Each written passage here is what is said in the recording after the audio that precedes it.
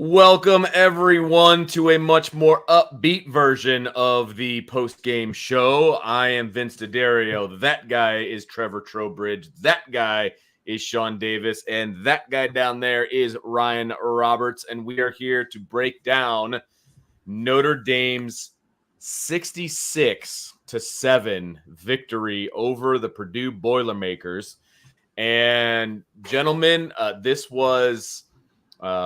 Well, I'm just going to say it. The second half was boring. All right. I was bored because the game was no longer in doubt. And I'm very happy that I was bored in the right way this time and not like I was last game, because last game was boring and Notre Dame obviously came out with the L. So this time I'm okay with being bored on a 66-7 victory. We're going to break it all down for you guys. It was a lot of good in this game. Obviously, I mean, the starters were pretty much all out by halftime for the most part. And then, I mean, I think every person that boarded the bus in South Bend down to West Lafayette got to play in this game. So, again, big win for Notre Dame, kind of a statement win in that they had a lot to speak to after last week. No doubt about that. But we're going to do it how we always do it, boys. And we are going to go round robin on this thing. Gut reaction to Notre Dame's 66-7 win over Purdue. We'll just go clockwise. Trevor, you are batting leadoff, my friend. What say you? Like I said at the start of the show, significantly happier today than I was 7 weeks ago to revisit a lot of the things that we had discussed throughout the week. Some key things that we wanted to see from the team is come out, quite frankly, come out upset and embarrassed at what happened last week. I was very pleased to see that from start to finish, Notre Dame treated this like a business trip. Came in, knew that they had a job to get done. And again, looking at this with some context, and I'm still staying true to what I said last week and throughout the week, this doesn't fix every single problem that the team has and moving forward, and if they want to be a playoff team. Let me say that loud and clear before this show gets taken off with how awesome today was and how great that we feel. But some of the major issues that Notre Dame needed to correct after the Northern Illinois game, you can see it on paper that they did. Northern Illinois ran all over them. They held Purdue to 38 rushing yards. They couldn't run the ball against Northern Illinois. They had 362 rushing yards as a team. Guys, I'm not saying that this is a perfect finished product by any means, but if this is how you come out and respond, you scored the most points in a road game since 1973. If this is what you're going to do as a team and how you respond, it's better than what I thought. I've already seen it in the chat a couple times, and Brian texted us all about it, but I should have kept with my 60-point prediction initially. Too bad I didn't, but that's okay. But initial reactions, loved what I saw. Definitely areas to improve, which I know we'll dive in on, but this was the correct response for them today. Yeah, I totally agree with you, Trevor. I think what I expected for this season to be was Notre Dame building a team to be fever pitch going into November and peaking in November collectively. Because for me, there was no game that was going to show me this is a playoff team. This is a champion on the regular season schedule. If there was no game that I felt like this is going to be the game that shows us. They're going to have to prove, all of their stars and leaders are going to have to prove it in a playoff game that, yes, we are here to elevate this team in this season. That's how it's always been for me. So today was what I expected, a very workmanlike opportunity for them to go out. Even coming off of that, I think I loved them the most because they played with the excitement that you expected them to play with on a consistent basis. I think that's one of the disappointing things about the loss last week. I think one of the players mentioned it. We're not even excited on the sideline for each other. It's like, yo, there's something wrong with the enthusiasm. And you can say who that goes to. Of course, it goes directly to the head coach, but it seems like there are a lot of factors involved. And Jeremiah Love said it this week when someone asked him, what do you think is wrong that can correct things? He was like, I don't know. I just know we have to fix it. And that was a great answer by the young man. I will say this. First half was very workmanlike. Second half was definitely far more entertaining.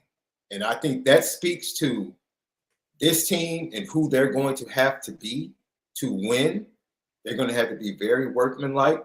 I think the coaches figured some things out offensively and defensively. Yeah, I felt bad for Purdue because the way Al Golden sounded during the week, I was like, oh boy, they only gave up 13 last week. He's acting like they gave up 40. So I felt bad. And then I just felt like I told Brian during the week, I felt like Purdue was the perfect team for them to face because I knew if Ryan Walters didn't change, Notre Dame was going to have opportunities for multiple big plays. Like they would have to change who they were to really force Notre Dame to go outside of themselves. And they couldn't do it on the offensive side of the ball or the defensive side of the ball. So I think it was a very workmanlike. It just reminded me of, back in the day when we would be watching Notre Dame games and then, you didn't have the access or the TV coverage of college football. And you would just see that Nebraska score pop up in the ticker. You'd be like, oh my God, 70-10. And then you would see the Oklahoma score. It'd be like 63-5 or it's just something crazy. It just felt like Notre Dame could have scored 80 today. It felt like that. Even at scoring 66, they showed mercy. And to see a performance like that, I think the most points on the road since Navy over a decade ago, impressive. He hasn't proven everything, but I love the way the team responded to Marcus Freeman and the coaching staff this week. I love that. I love the enthusiasm. I think it was spearheaded by the trenches, which was a problem last week, right? And both lines did their job, man. Both lines did their job, but let me tell you something. That second half, if you're a Notre Dame fan, that second half was super exciting. Dude, the future that you got, it was like, oh. Yeah, we'll talk about that, believe me. It was like, okay. Oh, and that is, it's disappointing as last week was. Today encapsulated everything that you need to be focused on to buy into what this program has, the potential it has. It really was. You saw everything, the now and the later, and why Notre Dame can eventually win a national championship. It's a pretty good day. Hi, everybody. How's everybody tonight? I hope everybody's doing really well. My apologies for anybody that's watching on YouTube. I had to ditch the green screen, and it got kind of funky there for a minute because I'm an idiot and I forgot my webcam. So yeah, didn't look too great. But I think Trevor, Sean, Vince, I think you hit on something very key, and Sean, I know that you just hit on it very in-depthly here, is there's always going to still be questions even after a victory, right? There's going to be questions whether you win or you lose all the time. That's why analysts exist, because not everything is going to be perfect every single week. We obviously know that. And we'll talk about the stuff that does still need to be fixed, because there are certainly things that need to be fixed even after a 66-7 victory over a Power 4 team, which is just kind of wild to say. But here's the first and foremost. I've talked about, Sean, this week, and I know we discussed it a little bit last Saturday, me and you specifically, kind of in a little bit of a back and forth, right? And I've been talking about it all week. I thought that there is an issue here of why is this team so inconsistent with showing up for games, right? Why are they it just seems like for whatever reason, some weeks they're completely locked in, other weeks they're completely not. And this was a week of, constant criticism, right? Like everybody and their mother is going to criticize you. It moves way past ESPN and all the national pundits. Like your own fan base is critical of you all week because of the disgusting display that you put on last Saturday against Northern Illinois. Everybody's critical, and they should be. You lose a game like that, everybody should be like, dude, what the heck is this? What is this product that I'm paying my hard money in either watching or going to a football game, right? Like that was a waste of a Saturday in a lot of instances. But the two things that I thought was going to happen this week, and Trevor, I know we talked about this on Thursday. I mentioned this a lot. There was two outcomes that were going to happen tonight. Either Notre Dame was going to boat race this team and absolutely dominate them, or they were going to look lethargic again, and they were going to win or lose a 3-point game, right? At the end of the game where you're just like, even if they win 24-21, you're going to come out of it still not feeling good about yourself. It's like, what the heck is that? Now, 66-7, and I still don't feel satisfied, right? Because last week did still happen.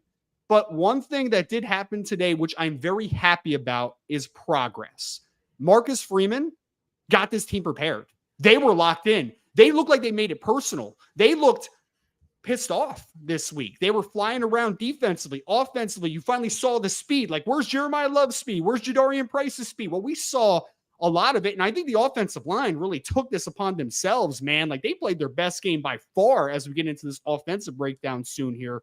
So I think just overall, I'm happy that Coach Freeman got through to his team this week. And I'm happy that the players took this personally, right? Like, you just got embarrassed on your home field last week. You could have easily, as an 18 to 22-year-old, tucked your tail between the legs and just felt sorry for yourself because, oh man, we're Notre Dame and we lost to Northern Illinois and we stink.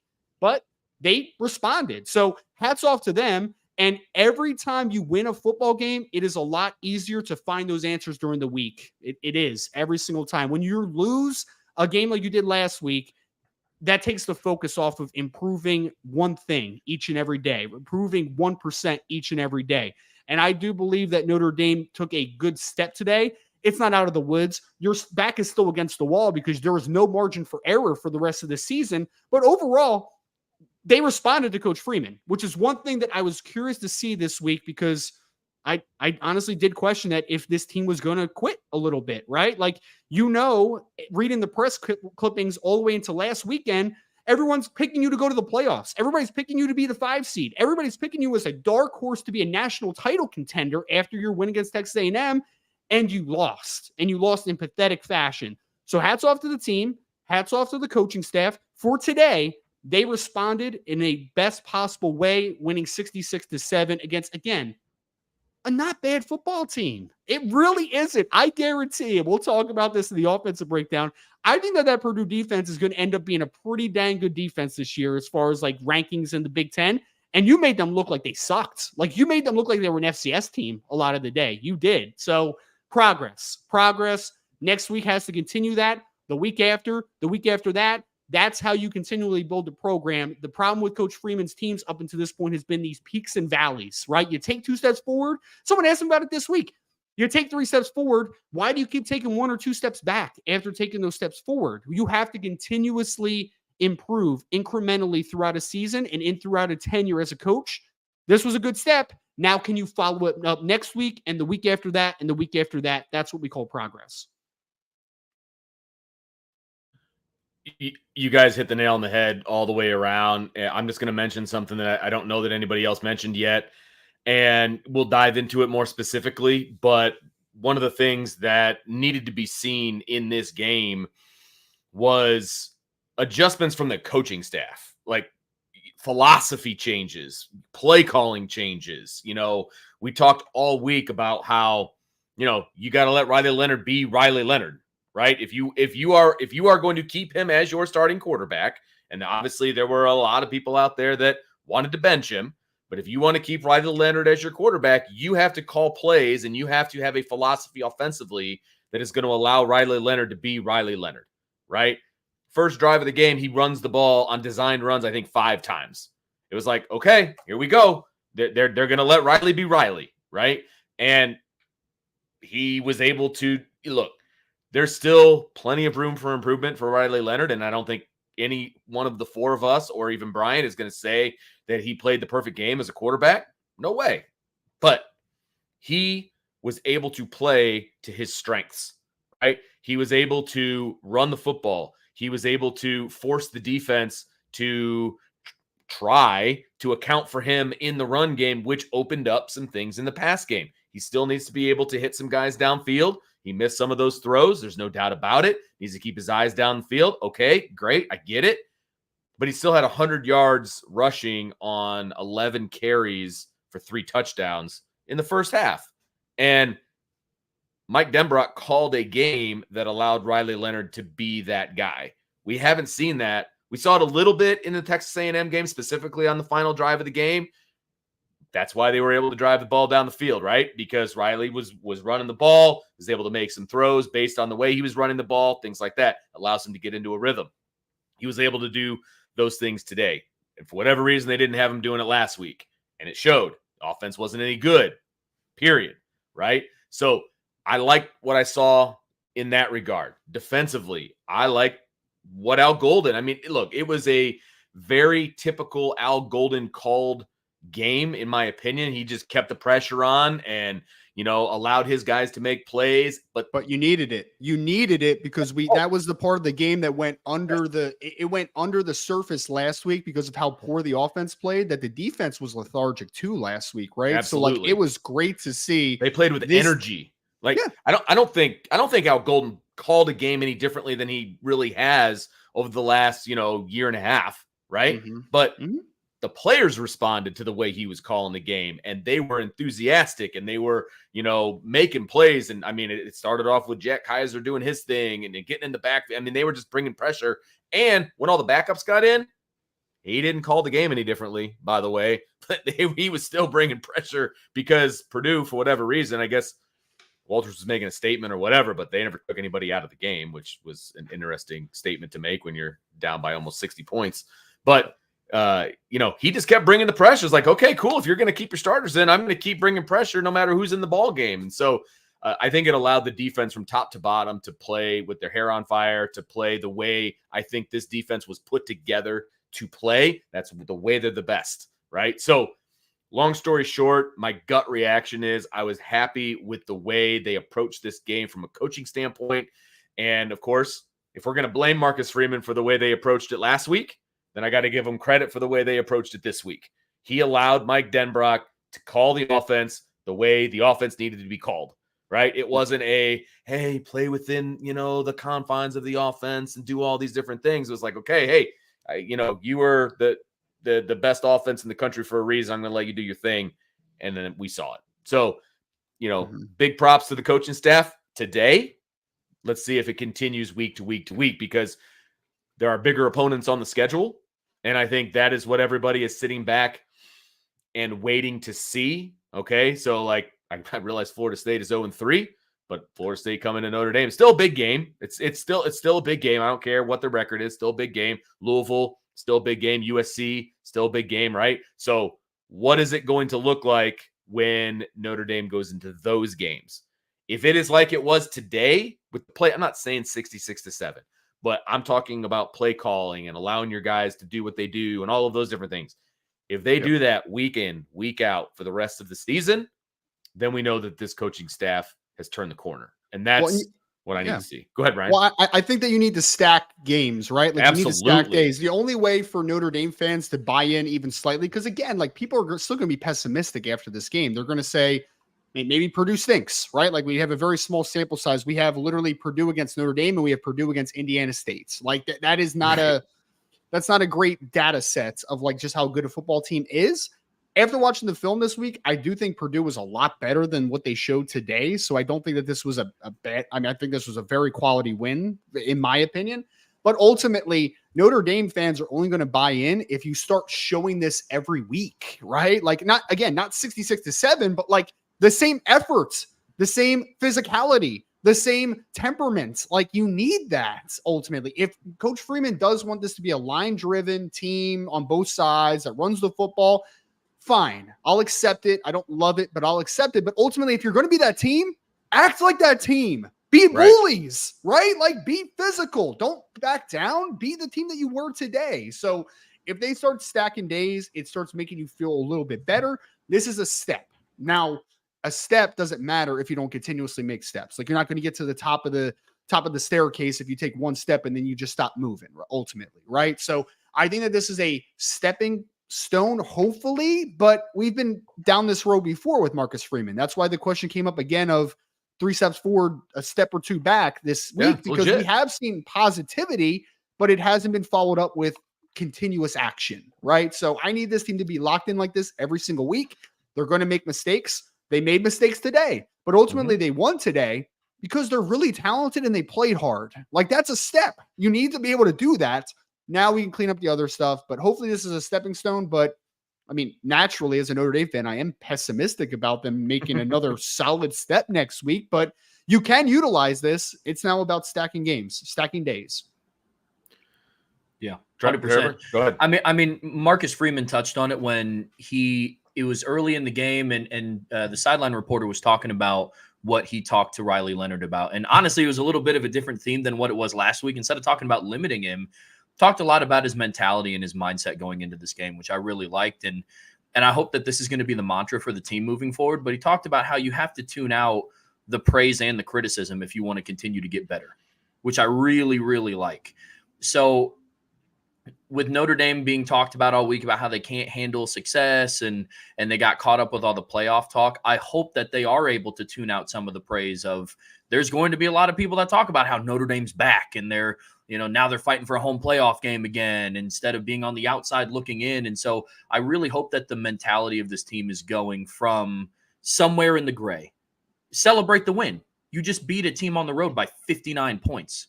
Celebrate the win, right? But you also have to live in the gray of, yes, this game was awesome, short memory mentality almost, and you're back to work tomorrow, because this week and the Miami of Ohio game is honestly going to show me, I would say at a bare minimum, the same that this week showed me, to make sure the team can handle success. And that consistency button that we've been hitting so hard is going to start to come to fruition. Really excited to see what that's about. Sean? Yeah, I think to kind of just echo the same thing that's been said, they're going to prove a lot week to week, right? Because as I said before, I expected this to be the workman-like season. This is what I expected, the workman-like week after week. And then eventually by November, this team peaks and is ready to go into the playoffs and make a move.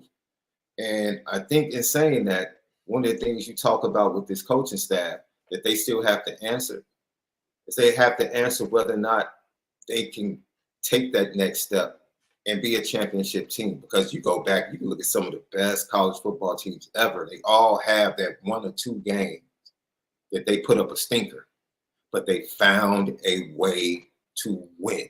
That's what championship teams do. All talented teams can win the majority of the time. The really good teams, when they put up a stinker and they're not at their best, they still find a way to win. And that's when your star players, usually your leaders, have to step up the most. Let's be honest. As bad as they played, with 5 minutes left, they had the ball at the 50-yard line with a chance to. They could have won by 8 points, playing horribly, and the narrative would have been totally different, and they could have come out with Purdue still with a lot to prove to themselves. Like, dude, we stunk it up. Yes, we won. We stunk it up. We need to go roll Purdue. They could have done the exact same thing by getting over the hump and winning a game when they played bad. For me, I know they can be workmanlike. I've seen that. Can you win when you don't play your best? You have to prove that as a championship program. They have not gotten over that hurdle yet. And that needs to be proven. I think they probably still have one more game. Like Northern Illinois was like, okay, things aren't going our way. The ball isn't bouncing our way. But yet still, here we are in the fourth quarter. Either we need to go score or the defense needs to make a stop. Can you win those games? Because you're going to have one or two of those every year if you consider yourself a championship program. And that is one of the biggest hurdles that I think is still facing Marcus Freeman, right? They had opportunities to go ahead and win that Marshall game late. They had opportunities to beat Ohio State late. So this is what it is, man. When you're not at your best, can you find a way to win games? That still has to be answered. And I think they're probably going to get another opportunity as this season goes on. Sure. Yep, no doubt about it. And, they faced a lot of adversity coming into this game, right? A lot of talk going on based on what happened last game. A lot of adversity on and off the field, the whole deal, right? And I think today they at least answered in the immediate. They answered the bell, right? I mean, they did. They put up 66 points. You had a pick six. Yeah, I mean, you name. We're going to get into the details here in a second. But overall, look, this team, they could not have played really a better game as a whole, as a team, as a coaching staff today. That's the thing that I think we need to take away. So, like, in a nutshell, this is a great game. They answered a lot of questions that everybody had. At the end of the day, of course, to Sean's point, this is one game. They need to stack games, right? I think that's what Ryan said. They need to stack games. We all agree with that. We said it both Jesse, Sean, and myself, we said it in the pregame show. Like, I'm taking this team week to week, right? People are talking about, can they still make the playoff if they run the table? Cue the playoffs. Like, we're not talking playoffs, right? We're talking one game at a time. And in this particular game, they kicked butt and they did exactly what they needed to do. It was fantastic. It was awesome. I mean, how many times you broke up on my end? Can you do that one more time? What were we talking about? Just hit the rewind button. It's okay. Sounds good. But look, guys, they put up 66. They got all 4 quarterbacks in the game. Like I said, everybody that got a seat on the bus got to play. You know what I mean? So this is a big day for Notre Dame. It was great. It was a big day. Enjoy it. That 3-hour bus ride home is going to be fantastic. They're gonna eat like kings. They're gonna enjoy the bus ride, and then tomorrow they get back to work and they have to go do this again, right? And they need to do it in front of the home crowd. So today is a good day, and we'll focus on what today is. And sorry, Brian, 2 hours. I my bad. I just assumed Purdue was about 3 hours away. I haven't made that trip in a while, so yeah, 2.5. Okay, my bad. Buses go slower than cars, though. I will just say that. I've ridden a lot of buses. They go a lot slower than cars. But anyway, today they need to celebrate. It was a good win. A lot of things went right for Notre Dame. They answered the bell. They did a great job, and I think that's what we need to focus on, obviously, as a entire fan base, right? And we're going to break down everything, offense, defense, etc. And I'm even going to talk about how bad the punter was. But we're going to get to all of it. All right. We're going to get to all of it. So in the meantime, make sure you hit that like button, that subscribe button, that notification bell, share it with your family and friends, all the fun stuff. We'd really appreciate it.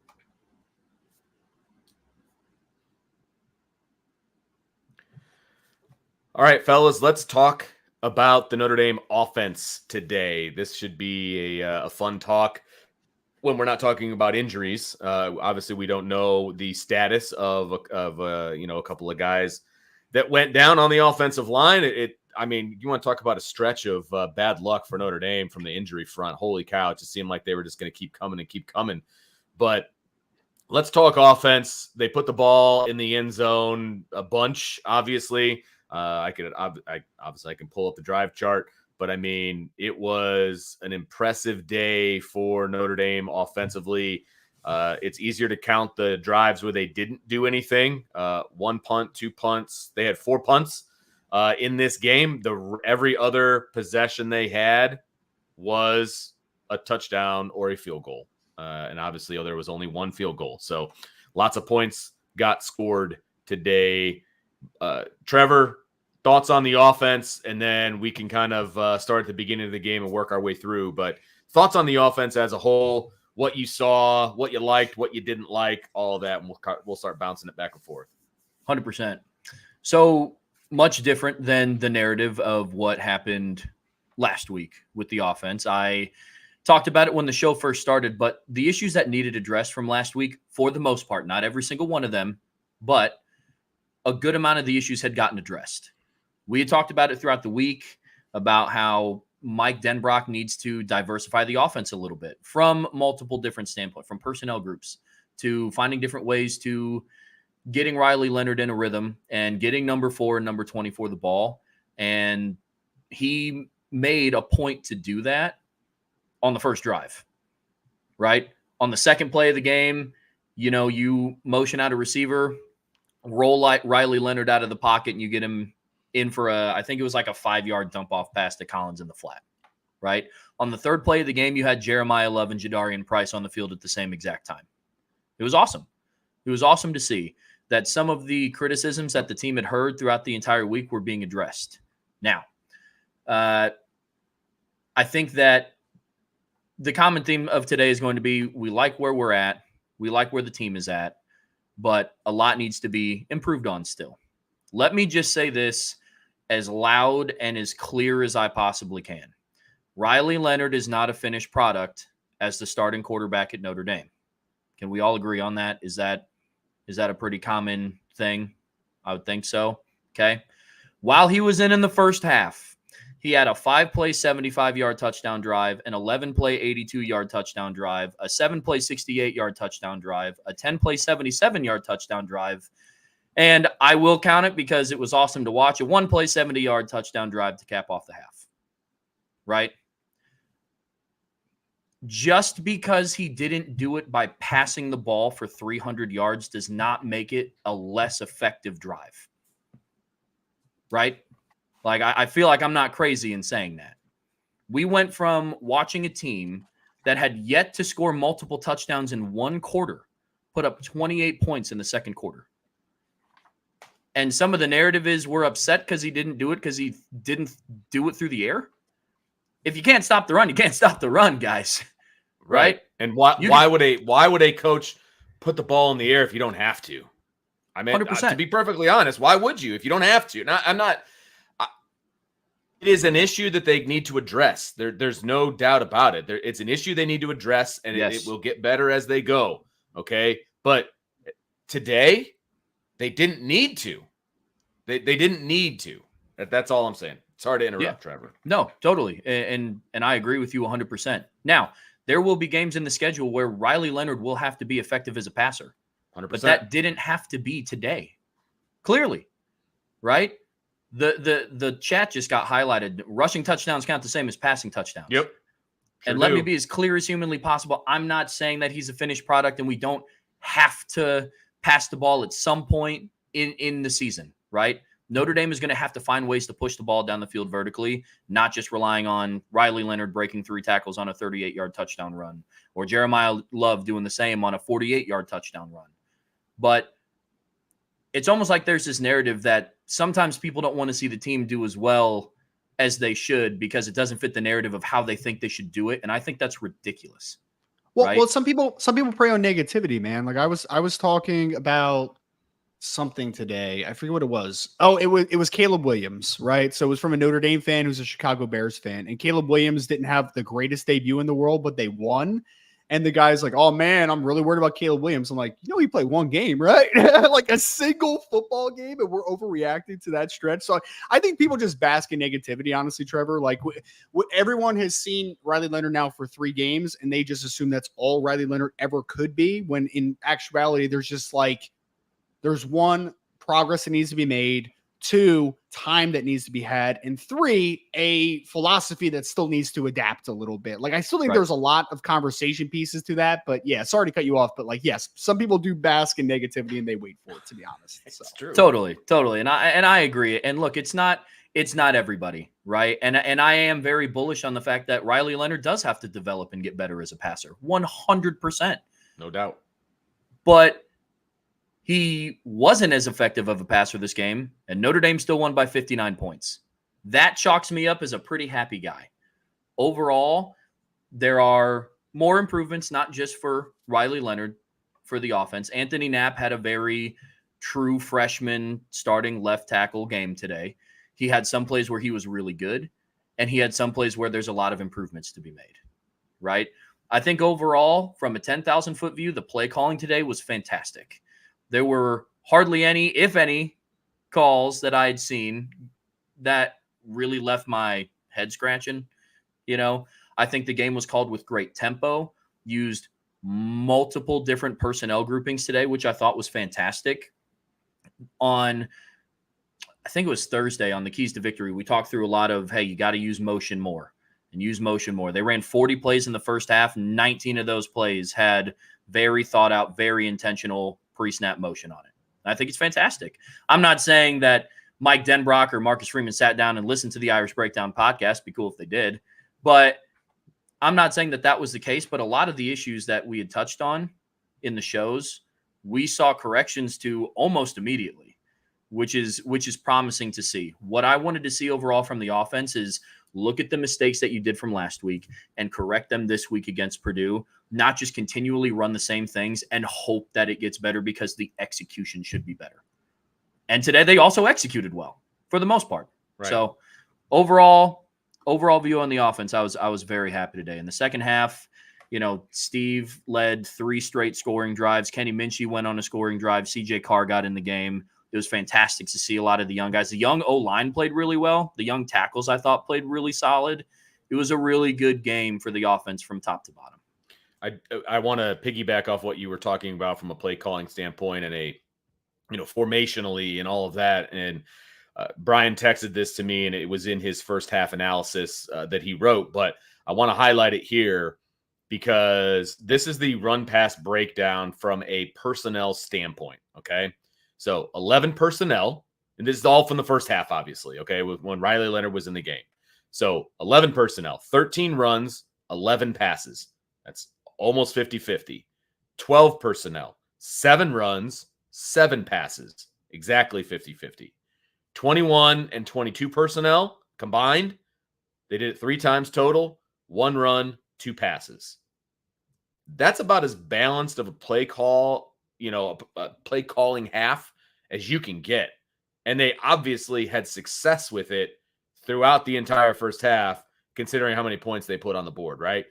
And Trevor brought it up, but when they went 21 personnel, I believe it was 21 on the third play of the game, I was like, oh, here we go. And they literally ran, the quarterback on that play. So it's like, okay, we talked about that throughout the week. These are the things that you've got to do to get Riley Leonard back on track and what he wants to do and all of that. And they did it. And he was balanced. And you're right. They didn't use motion as much as they did, I think, in game 1, but they used formations more in game 3 than they did in game 1 and game 2.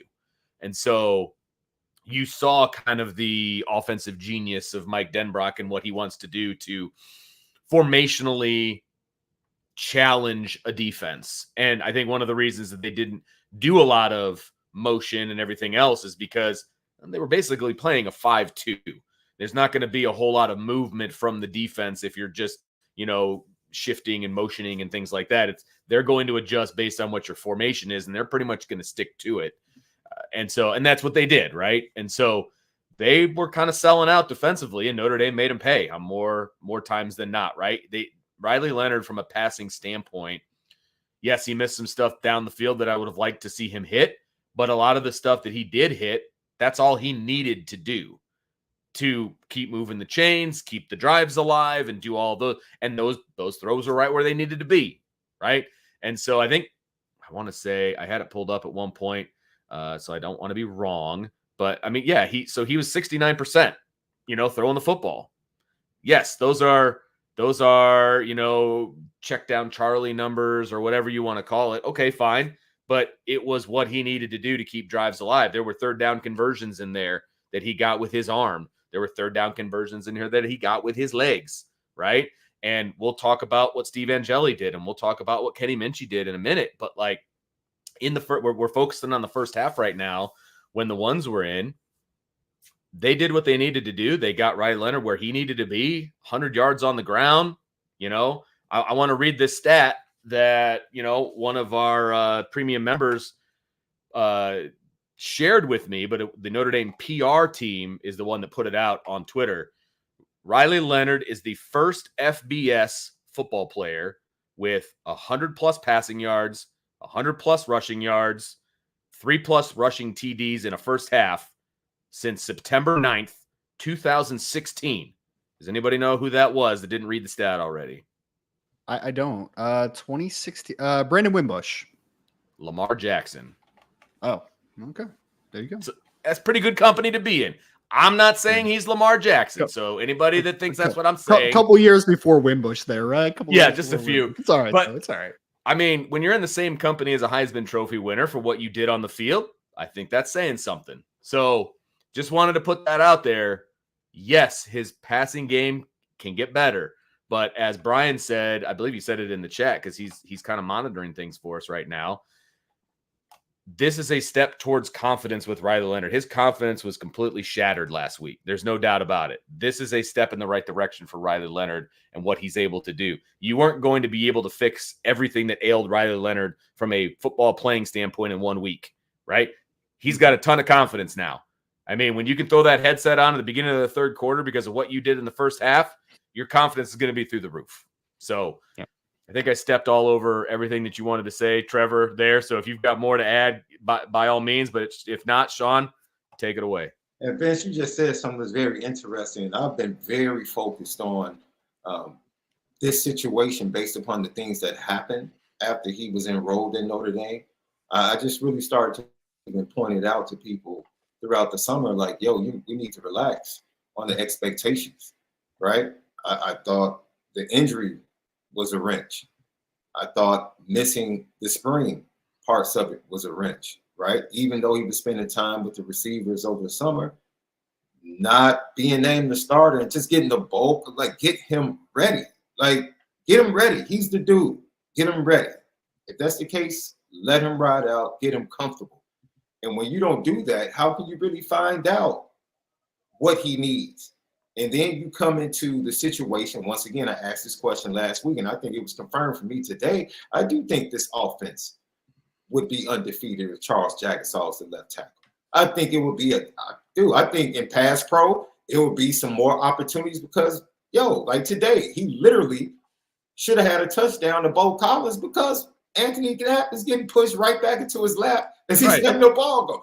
That's not Charles Jagusah isn't getting pushed back into his lap. I don't think he is. And so as minute as that is, it plays a factor into his ability to be able to make plays and do things. So, there's a lot on this plate from the coaching staff, Riley Leonard, and everyone else that's gone into, what we've seen in the disappointment.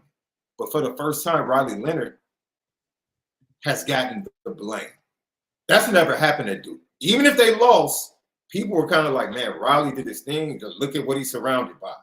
He needs help. That was always the narrative. That's not the narrative. And that's why he took that big exhale after that first start at Texas A&M at the end, because he realized, like, this is kind of a bigger deal than I thought. And then he really found out after the game last week, like, hey, if you're wearing that helmet at that position, hey, my man, that's as much love as we had for you. Mm-hmm. You're going to catch it.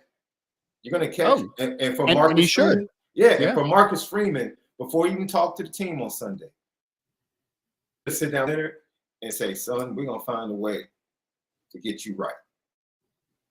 We have to find a way to get you right.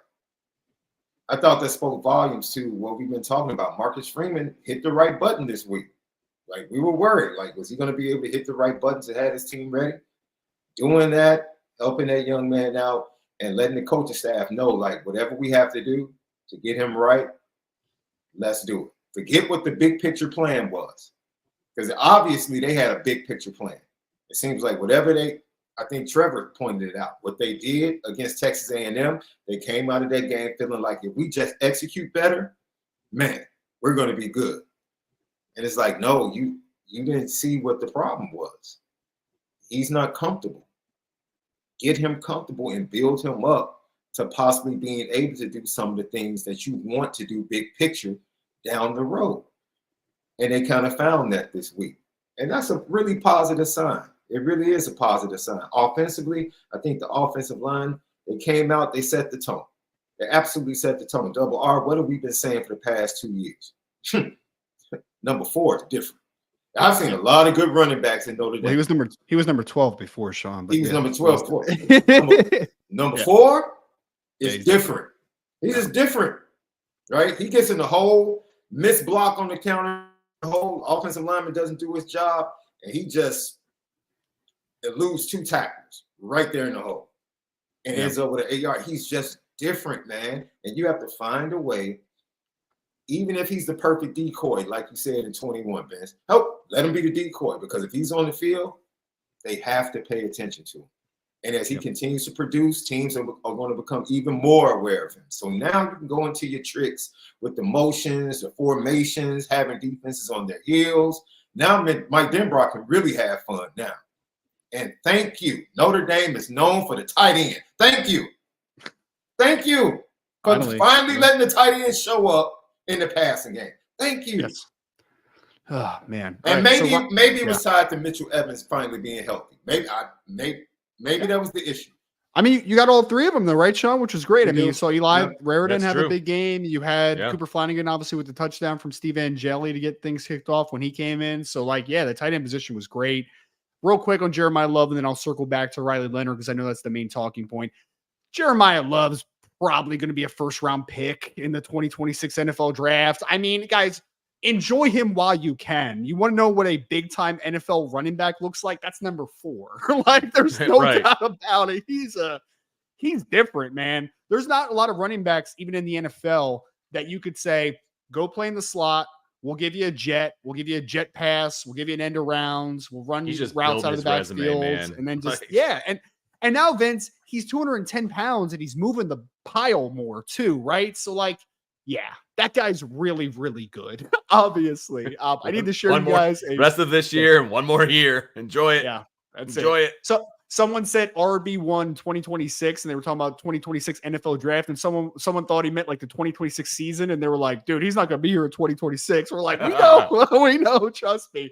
But yeah, man, I need to share with you guys a funny text I got about Jeremiah Love the other day, by the way. But yeah, he's a freak, man. There's no doubt.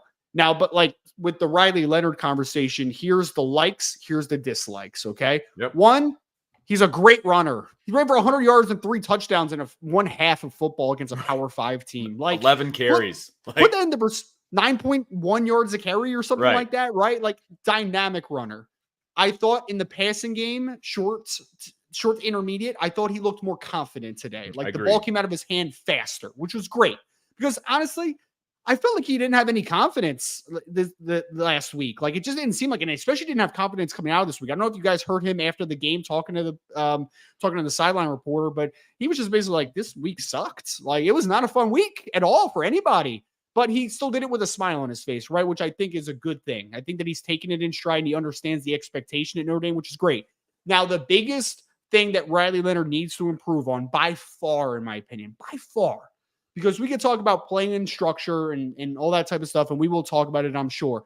But my man, when he breaks the pocket or he's extending, needs to keep his eyes down the field. Just needs to, right? Because if he does, he finds, I think it was Jeremiah Love at the 5-yard line for a big touchdown. And then we stopped talking about the vertical passing because he could just lob that buddy up because he was wide open at that point, right? If you improve that aspect, just that aspect, I'm not talking about 3-5-7 hitch, vertical passing game from in the pocket. I'm talking about simply when you're out of structure, keep your eyes down the field. Just keep them open. Keep them down there. And then I think that some explosive plays will happen just based upon that fact, which is not a lot to ask of someone. It's really not. I'm not talking about extreme footwork issue. I'm not talking about those types of things. I'm saying when you're out of the pocket, keep your eyes. Keep them because you would have found that one pretty easily. Okay. That 2-play sequence in the third quarter that people are going to, or second quarter that people are going to hyper focus on. Okay. One was that play. The next play, the Bo Collins miss, dude, that's not on Riley Leonard. If you're in here saying Riley Leonard's fault, guys, Anthony Knapp planted him on his back as he's releasing the ball. It was the most phantom, weird play I've ever seen. That would have been a gimme touchdown. You could say Riley Leonard isn't this, Riley Leonard isn't that. I could have made that throw. So I know Riley Leonard could have made that throw. Okay? Even though he was getting pushed back, he still had enough oomph on it to get it out there. It's not like he underthrew it by 10 yards or whatever, like happened last week, right? So I think we can cancel he doesn't have a strong arm and all of that stuff, right? I mean, he got it out there as he was getting hit and going backwards. It just didn't have the accuracy on it because he was getting hit. Yep. So yeah, completely agree with you, Ryan. And while you're building up the in-pocket stuff, hopefully every week in practice, which will hopefully get incrementally better. Sure. If he just does the one simple thing of keep your eyes downfield, when you're breaking the pocket, that will create explosives. So I think that there was positive steps with Riley Leonard. I think that we saw a lot of good. I think we just still saw a couple of things that like they need to get better. Like they just flat out do, because this performance from Riley Leonard plus the offensive performance will beat maybe everybody on this schedule. Okay. It has the potential to if they have good days. But when you do go against Ohio State, Georgia, like those types of teams, if you do end up making a playoff berth, like we'll see if that happens, that's when it needs to be a lot more consistent, or else you're probably going to become one-dimensional and probably not win that football game. That is a conversation for 10 games into the future, right? Yes. That's when we'll have that conversation. For now, positive step after an awful week. And I know I saw someone in the chat earlier say, well, and I know now that Northern Illinois is better than Purdue. BS, guys. BS. Nope. 9 out of 10 days, 9 out of 10 games, Purdue would beat Northern Illinois. You just played an awful football game last week, and you played a good one today, ultimately, right? This was a difference of your mentality, your approach. You decided who won this football game today. You decided who won that football game last week. Okay. Northern Illinois gets the credit for what they did, but ultimately you didn't come to play. You didn't play your game. You know what, in the bed, like you did all that to yourself. Right. So it was incrementally better, but it needs to keep getting better. And if he does that one thing, I'm telling you, man, if he does that one thing, the offensive explosives in the passing game will begin to happen. I wish that one, I think it was a deep corner to Greathouse at the end of the second quarter. I wish that would have stood, man, because the stat line would have looked a little bit better. That would have been one of the explosives that we're talking about. That was a really good throw. That was one of his best throws that we've seen in 3 games. Erased. Yes. For a very questionable holding call on that one, by the way. That one was a little bit ticky-tack. But either way, I think that we saw progress, but it needs to be a lot better moving forward. Look, fellas, offensively, we're kind of still talking about the first half, obviously, when the starters were in. We'll get to what we saw from the younger guys in just a second, but let me see here. I know there's a way to break this up, but look, the run game in the first half was obviously exceptional. I mean, it just was, right? They played exceptionally well in the first half. Here we go. So total yards in the first half for Notre Dame, 390. Okay. They had 112 of those were passing yards. And so 278 of those were rush yards. They rushed the ball 24 times for an 11.6 yard average on the ground in the first half. When you are running the ball like that, and mind you, 2 starting offensive linemen went out at some point during the first half. They had to bring in backups, and they were still able to run the ball 24 times for an 11.6 yard average for 278 yards in the first half alone, right? They possessed the ball for almost 20 minutes versus 10 minutes for Purdue. Let's see here. They punted twice for 36 yards. But here's the other key. They were 5 of 7 on third down. 5 of 7 on third down. Okay. They were awful on third down last week. Okay. Awful on third down last week. So they absolutely dominated offensively in the first half. They were running the ball at will. And when that's the case, you don't need a downfield passing game. Okay. Something they're going to need to work on. No doubt about it. But they completed they converted some of those third downs with the passing game and with the running game. So they did what they needed to do to continue to be successful. As Trevor mentioned, the play length of plays, the drive length in plays and yardage was impressive. It was impressive. It's not like the defense was giving them a bunch of short fields in the first half. Defense played great. We're going to talk about them in a second.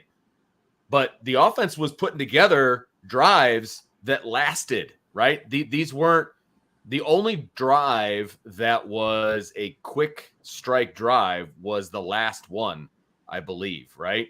Yep. Because it was a one play. Well, technically, it was a 1 play 60-yard drive because the first play was a penalty for 10 yards, right? Mm-hmm. And the play didn't count. So technically, it was a 1 play 60-yard drive for 37 seconds.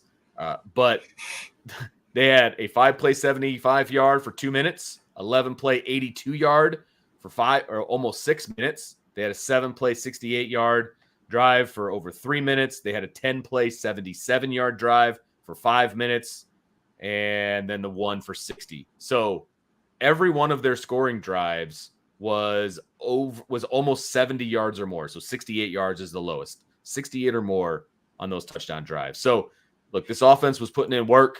They were doing what they needed to do. I was impressed with the offense in the first half, guys. Mike Denbrock called a tremendous game in the first half. He kept Purdue off kilter. They didn't really know what was coming, and then the guys executed it. So all in all, I think the first half was a success. Do you guys have anything else you want to add about the first half offensively before we jump to the second half and start talking about some of these young guys? I mean, just quick shout out to the offensive line. Sorry, Trevor, I didn't mean to cut you off, but like just quick shout out because I wanted to make sure I did like a little post on just like Riley Leonard and the running game after the game. And I just want us to not forget that the offensive line also struggled last week as well, right? Like they did not match the physicality in Northern Illinois, and it's a young group still. I mean, they flashed the screen again where like, you have Billy Schrouth and Ashton Craig who both got injured during this game that 6 career starts, and they're the ringleaders in that conversation, right? We have guys that are 3 other starters that have only coming into their 3rd start in their career. And I think they handled themselves at a very high level. And it was early on in this game. I mean, I joked about like, at first I made a post and I deleted it where I was like, is Notre Dame going to run for 300 yards in the first half? And then I took a step back and I was like, that can't possibly happen. Well, they had 278 at halftime, bro. Like it was nuts, right? And that's because Anthony Knapp in the run game was moving dudes. Sam Pendleton was doing work. Ashton Craig and Billy Schrouth before getting injured were doing a great job. Emil Wagner was doing his thing as well at right tackle. And then even when you want to talk about luxury, 2 of your starting interior offensive linemen got hurt and you became more experienced.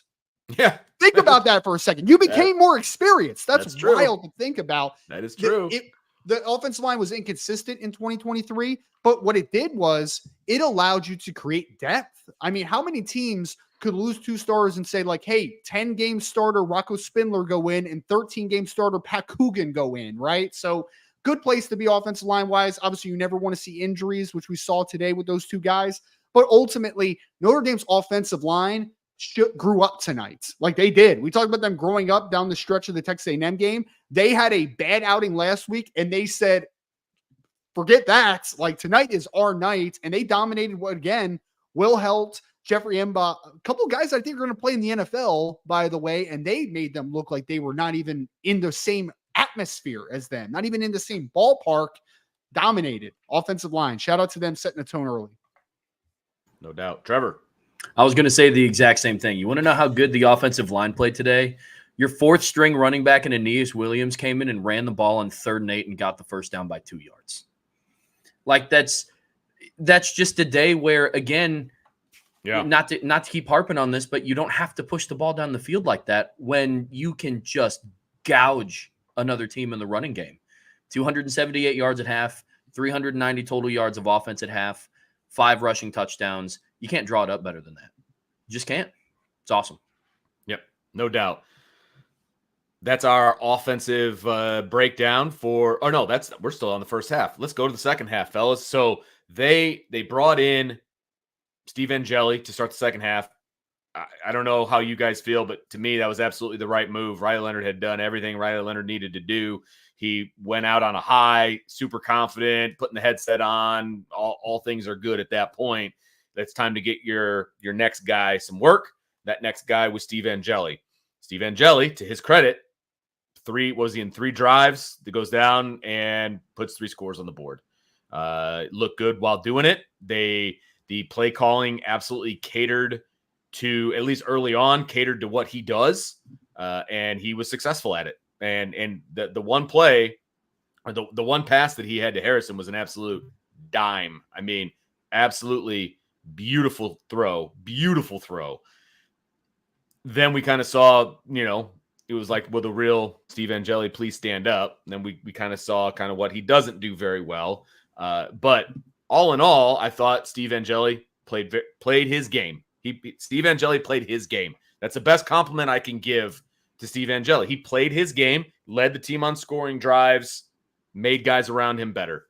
What are your guys' thoughts? Sean, I'll let you lead off on this one. Yeah, you said it perfectly. And I think, the offensive line and the depth that Double R talked about, I think that was one of the keys that led to the decision. I remember when they made the decision to go with the 2 freshmen, I said, it makes sense, right?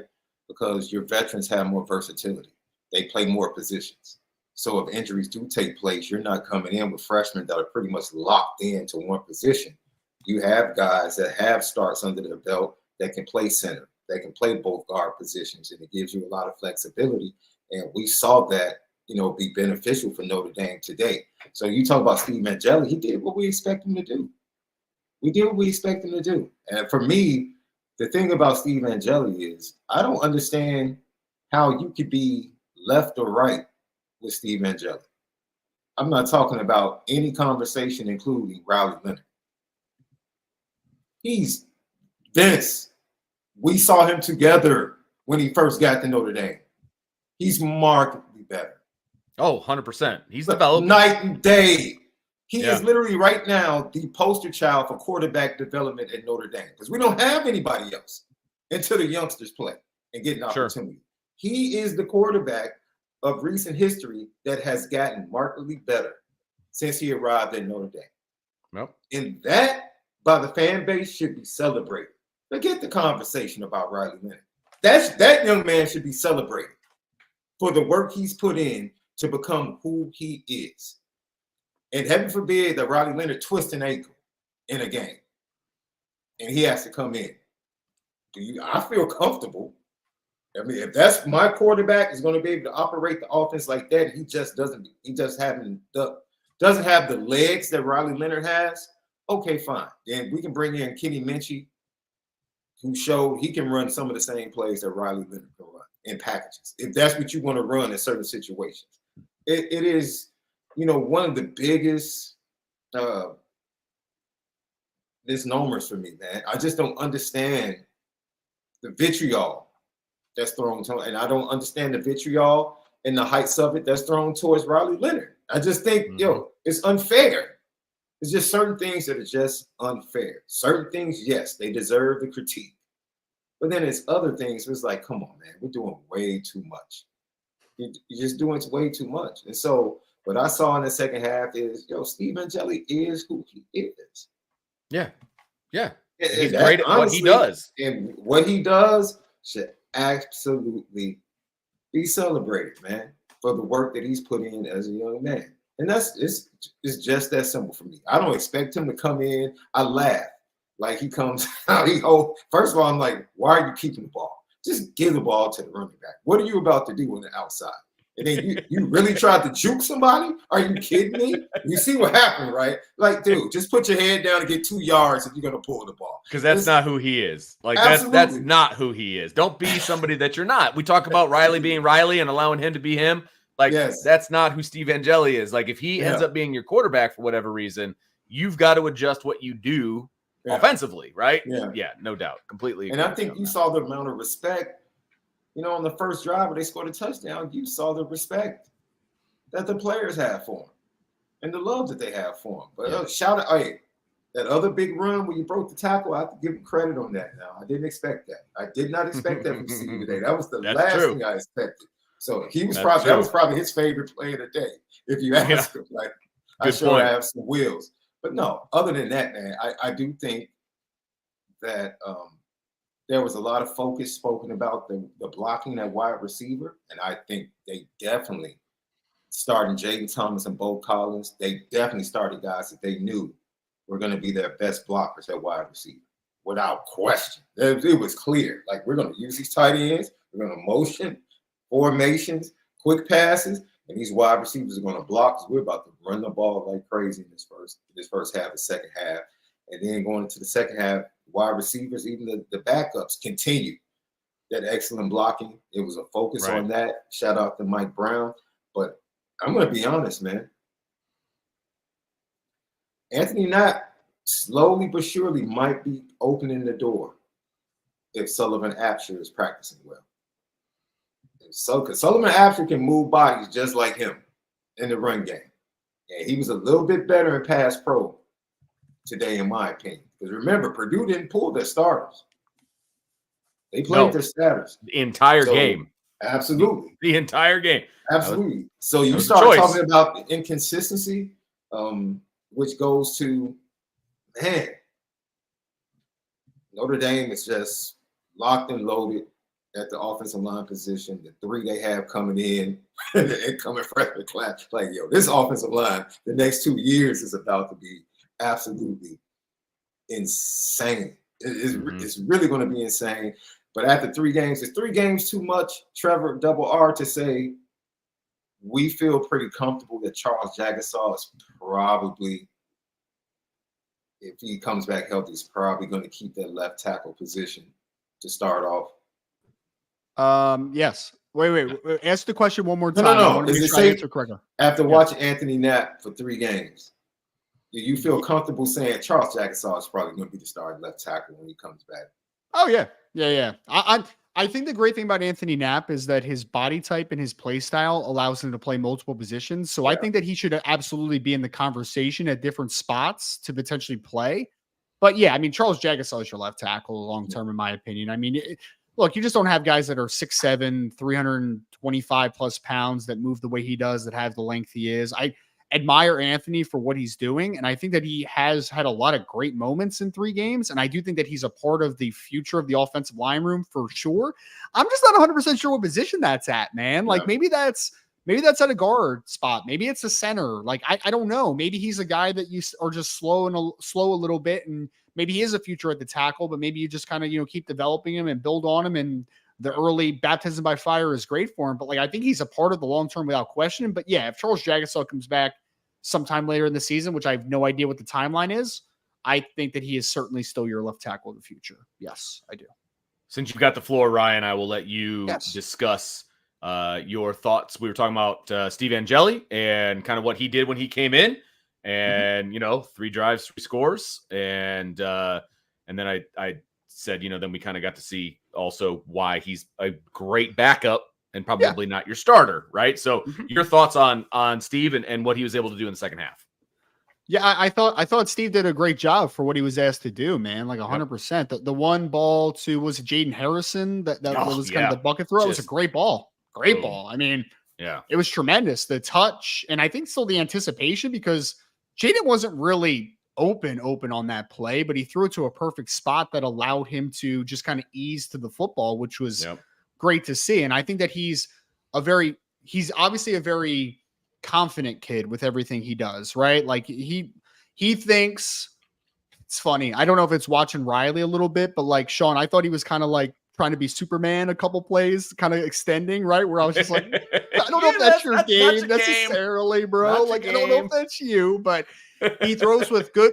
I think his touch is very good. I think he throws a very catchable football. I think he's confident as heck. And I do think he's a little bit of an underrated athlete. I don't think he's a great athlete, but I think he's underrated enough that he can do something for you. Like that one run where he broke a tackle and went down the sideline. Like that was awesome. That was great to see. But I do think that there's a couple plays that do show some of the limitations at times, specifically a sacks that he took. Like, again, like what's the difference between Riley Leonard and Steve Angeli? Well, Riley Leonard breaks out of all of those pretty much. Like he's going to be able to extend plays a lot more. Or doesn't even let one of those guys hit him even. Yeah, right. I think Steve showed great stuff though. And if Steve is pressed into a football game at some point earlier than when you're up 42-0, I have confidence that Steve is going to come into a football game and be good enough to help you win a football game. Like I believe that very, very at the core of my being. Like I do believe that. So especially with 24-4 on either side of them. Like, yeah, man. I think when Steve comes in,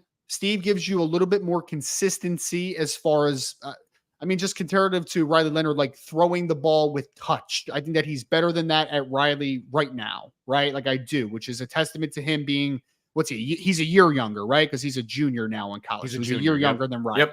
Yep. So he throws with better touch.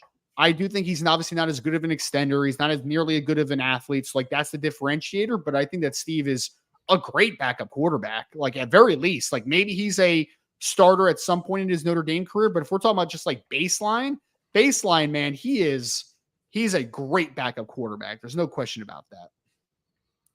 Trevor, you're up. I think what the second half showed me is what I've been looking to see and was hoping to see last week.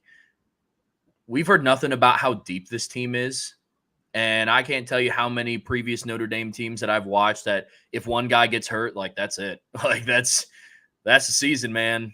Yep. Like if Will Fuller goes down in 2015, what's the receiving core looking like? You know what I mean? If Josh Adams goes down in 2017, what's the running back room looking like? What if Tony Jones goes down in 2019, my friend? But seriously, man. Yeah, like I think that's what gets me the most excited. Sean, you touched on this earlier about how deep and how young and athletic this team is right now. And it's really awesome to see. Notre Dame is in a position to where in previous years, injuries completely handicapped the team. It was everybody has to stay healthy, and if not, there is a huge drop-off. I didn't see that big of a drop-off when the second team came in with, 13 minutes left in the third quarter. Still ran the same offense, right, guys? Still had effective plays. Steve Angeli went 3 for 3 on scoring drives. That's fantastic to see out of your backup quarterback. Like having that. And then you have Kenny Minchie lead him on a scoring drive. And to be honest, if time wasn't expiring and Notre Dame wasn't already winning by 59 points, that would have been a scoring drive. Right, with Carr, yeah. Yes. So it's really awesome to see the state of how deep this team is. We hear so much about how great of a recruiter Marcus Freeman is, and he's building up this team to be deep and fast and athletic. And we got a little taste of that today, which was awesome to see. Whatever offensive lineman you plugged in today, they were effective. No matter what running back you put in the game. I mean, arguably, I know their depth chart reads like, so-and-so or so-and-so. But Right. Kedron Young is arguably their fifth string running back, and Purdue's starters wanted nothing to do with him. Trevor, Not a I'm thing. literally writing an article about basically how ridiculous is it that Kedron Young is basically the fifth string running back for Notre Dame, and he would be a starter on I don't know. There's 138 FBS teams, right? So 90? I don't know. Literally. He definitely would have started number for Purdue. I mean, Yeah. there's no doubt about that. Literally. And I think that's what gets me so excited about not just today, but what we're going to see moving forward from this team. And it gets me really juiced to see the spot that they're actually in, because let's call a spade here. Riley Leonard you could label him as injury prone. I think that's fair. Dude has a torn posterior labrum and had 3 ankle surgeries in the offseason and banged up just by the style of play that he has. I have full confidence, especially now, because Sun Bowl was one game, but it was a good game for Steve. And then he comes in today with the ones and goes on 3 scoring drives. Like we've all talked about, Notre Dame can win a lot of football games with Steve Angeli at quarterback. And you kind of got to see the tale of 2 different quarterbacks from the first half to the third quarter. Really, you have one who is just a dynamic runner. I mean, can't be touched. He's breaking 3 tackles. He's stiff-arming people. Purdue's defense doesn't want any part of him. And then you insert Steve Angeli, and his first throw is essentially a long handoff to Jaden Harrison. And it's really, really cool to see. My wife actually, she made a joke. She's like, what if they just combined into one guy? And I was like, well, then, that would be pretty, that'd be pretty interesting. But no, overall, I thought it was great. The second team came in, the third team came in, arguably the fourth team came in, and the results were still relatively consistent. They were able to move the ball down the field. I appreciate that Mike Denbrock still called his offense with the young guys in, because it would have been very easy up by that much to just hand it off, line up in 13 personnel and hand off the ball 30 times to close out the game. And he let, outside of CJ, which I understand, let all the quarterbacks throw the ball and let it loose a little bit. And I appreciated that. So very excited about what I saw in the second half. Yeah, for sure. Let's expound on our second half thoughts, fellas. I know Steve Angeli was kind of the big talking point. That's why I wanted to focus on him at first. But overall second half thoughts, boys, Notre Dame put up 20 plus in the second half. Still, Steve Angeli led him on 3 scoring drives. Kenny Minchie led him on a scoring drive. The depth at offensive line is ridiculous, frankly. Not much of a drop off as some younger guys were getting in. And again, as we've pointed out, Purdue did not take their starters out of the game, which was definitely a choice. I don't know that's a choice I would have made, but I think the coach is trying to send a message to these guys. But, he didn't take the starters out. And so Notre Dame just kept playing and kept calling the offense. As Trevor mentioned, Mike Denbrock didn't really take his foot off the gas until really CJ Carr got in the game. And it was obviously just a couple of clear just handoffs up the middle. But even Kenny Minchie got to run the offense a little bit. You know what I mean? Got to throw the ball a little bit. Obviously, they put the ball in his hands, let him score that touchdown. And so I thought the announcers made a great point. They're like, look, at this point, Notre Dame's not doing anything amazing offensively. It's just Purdue's not stopping them. They don't have a problem with them scoring there because Purdue, it's their job to stop them, and they're not doing it. So Thoughts on the rest of the offense, guys, in the second half, outside of, Angeli that we already talked about. Thoughts in the second half. I mean, I thought that the offensive line that I already hit on a little bit, you lost 2 starters and they were just consistently doing what they do. So, like, again, shout out to Joe Rudolph. He had not 5 guys ready to play. He had like 8 or 9 guys ready to play, which was pretty wild to think about. And you saw obviously the depth of that position without question. I think that you saw that. The running back room we've hit on. I mean, Kedron Young just carrying dudes in the fourth quarter. You're just like, and again, it's not second teamers. Like, they let the starters in for the most part on both sides of the ball. So like, he's carrying first team Purdue players. So just kind of the depth of the running back room is fantastic. We talked about the tight end position a ton. I just thought overall that they got a little bit more, they got even more run centric in the second half for the most part, because like, you knew that it was basically a running clock in the second half. Like, call it what That's it what was, you wanted it to be, right? Yes. I mean, you wanted to keep the clock running as an offense. I mean, that's what you were massacring them up front, and you were running the football at will. We talked about Steve Kenny. I thought like the ball comes out of his hands beautifully. He has to throw that one ball down the sideline earlier, and he has a chance for Micah Gilbert to potentially make a touchdown, but he showcased that he could run a little bit as well with his rushing touchdown. I just thought overall, and we're going to talk about this a lot when we get to defense, the depth of this team is crazy, dude. Like, it really is. I mean, we're talking about in garbage minutes, here comes Micah Gilbert, right? We're talking about in garbage minutes, here comes Gerby Lambert. We're talking about in garbage minutes, Kedron Young's on the field. Like, it is an embarrassment of riches. That is why people have been excited this offseason about Marcus Freeman's recruiting classes now entering year 3 of seeing what now 2023 and 2024 together can be, because there's a lot of talent and a lot of athleticism. And I saw that you saw that the depth of this team on offense and on defense it's pretty good. There's a lot of positivity that can happen in the future because of all the young guys that you have on this football team. No doubt. Sean? And we still haven't seen Cam Williams. we still have Jack Larson, who I'm sure Notre Dame is going to develop into a really good tight end. Like you said, it's an embarrassment of riches. And I just want to point out, like, Coach Dylan McCullough is well worth whatever he's getting paid and more. Because it is obvious, whatever the standard is in that room, they are all living up to it. It's like, okay, this is the standard. And if you get that opportunity to come in, you better because everybody's playing. So take advantage of your moments. And I think there's a lot of people before the season were like choosing sides. Like, some people were like, Jeremiah Love's the guy. Some people were like, man, I think Jadarian Price is the guy. And I think now it's like, I think they're both really good backs, but one is just a little more elite in a few areas. That's not to say anything bad about Jadarian Price. It's just like, he's just different in a couple of ways. And that is absolutely, when's the last time? We haven't had that since probably the days of Lou Holtz, when you were running out, Ricky Waters and Tony Brooks, and like, okay, bring Tony out, put Ricky in. Okay, take Ricky out. Let's put Rocket in the backfield. Like, this is very reminiscent of those times where it doesn't matter who comes off the field, the offense is still just as dangerous. And that's going to pay dividends down the line, because I haven't played.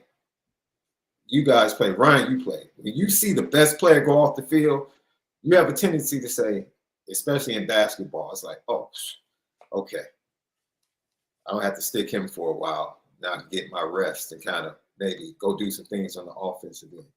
And it's like, there is no rest for the weary. There's no rest for other defenses. Wear them down. And I think Notre Dame played into that.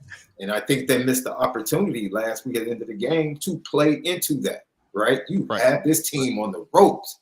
Yeah, theoretically, 2nd and 1 midfield, theoretically, that's a great call. Play action, take the shot. But in this situation, for what? What reason? Dude, they're on their heels. They're ready to give up, throw up the white flag. And I think Notre Dame just they saw no reason to take their foot off the gas today. It was like from the moment they went out there and they realized, we're going to smack these dudes up and down the field. It didn't matter who came in. That was the mentality. destroy these guys, crush them, embarrass them, make them feel what we felt last week, transfer it to them. And it was great to see. Well, Sean, why did they leave? Why did Purdue leave their starters in? Because they weren't having any success. And they're like, eventually Notre Dame's going to put in their second and third stringers and we'll have success. Right. Joke's on you. And that didn't happen at all. It actually kept just kind of rolling, right? So it's a little bit debilitating, I think, to Purdue to be like, dang, we thought we were going to have some good moments against second and third stringers, and we didn't. Like, again, testament to the Notre Dame depth. It's pretty wild to think about. So, Vince, you remember this? I'm sorry, Trevor, real quick. Vince, you know what it feels like, right? You talked about pulling Riley. At halftime, you walked out there with somebody pitching and like, I want this kid to leave with confidence. I can let him stay out there and see if he gets through this fifth inning. But you know what? We're up 7.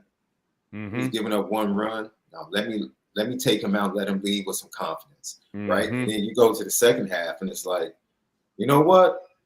On the flip side, Ryan Walters is like, no, you're gonna eat this one, kid. I'm sorry. Yeah, you're the middleman. We're down 10.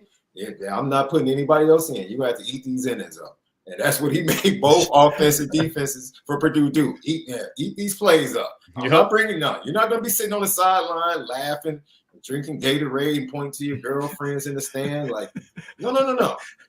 take these plays. And, that's the decisions you have to make as a coach. I'm sure he did it for an obvious reason. Like, no, we need to get ready for the rest of the season. Because if you look at their schedule, as good as you think they can be, I don't know if they win 3 games on that schedule. That's tough. I don't know. And they could be playing good, and they still might not win 3 games on that schedule. So, yeah, it is. It was really a tale of 2 coaches in the decisions they made. Oh yeah, with players, it really was. Trevor, just gonna say, you kind of got to feel for the Purdue coach, just kind of taking the repercussions of what happened to the boys last week. Tough to see. Just we were talking a lot of just about the depth, and I was just thinking, being a player and. You're on Purdue's defense and you're thinking, thank goodness the 5th string running back's coming in, and it's 6 foot, 230-pound Kedron Young. Not a walk on. Yeah. I mean, and it's not a guy that's a walk on. It's, baby Estime. Like, and that's your guy. And your 4th tight end that comes in is Kevin Bauman, who's like a 5th-year senior. Shout out to him, by the way. I was so happy for the kid. I tweeted about it. I mean, he's been through the ringer with injuries in his career, right? But like, he was a former 4-star recruit who can't get onto the field as a 5th year because he's just been banged up so brutally throughout his career. But like, yes, again, to the depth, that's like your 4th tight end. Jack Larson is your 5th tight end on this team. Like, just think about that type of stuff, man. It's wild. No doubt about it, fellas. So let's wrap up the offense here. Any final thoughts offensively that you guys want to get off your chest before we move on to the defense? Just build on it. Yeah, for sure. There's still plenty of room for improvement. I think we can all agree on that. We love the fact that they put up a bunch of points. They scored on a ton of their drives. It's all good. It's all very, very good. It's not perfect by any stretch of the imagination. And as we always say, it's always easier to go to the film and nitpick when you come out with a W, right? Especially when you come out with a convincing win like they had today. So, they're going to throw the film on. There's plenty to nitpick. Believe me, there's plenty to nitpick. And no matter what room you're in offensively, plenty that they can fix, that they can clean up. And we'll see if they do that, moving into next week. But that'll be the plan, I'm sure, moving forward. And again, it wasn't perfect, but it was still 59 points offensively. So yeah, it doesn't have to be perfect when you score 59. So, that's where I'll leave that. So folks, make sure you hit the like button, the subscribe button, the notification bell, share with your family and friends. And of course, jump on the boards.irishbreakdown.com. All kinds of good stuff is going to be over there. We're going to have film breakdowns and all the fun stuff over on the boards, but you won't be able to do it unless you are a member. So make sure you head on over boards.irishbreakdown.com.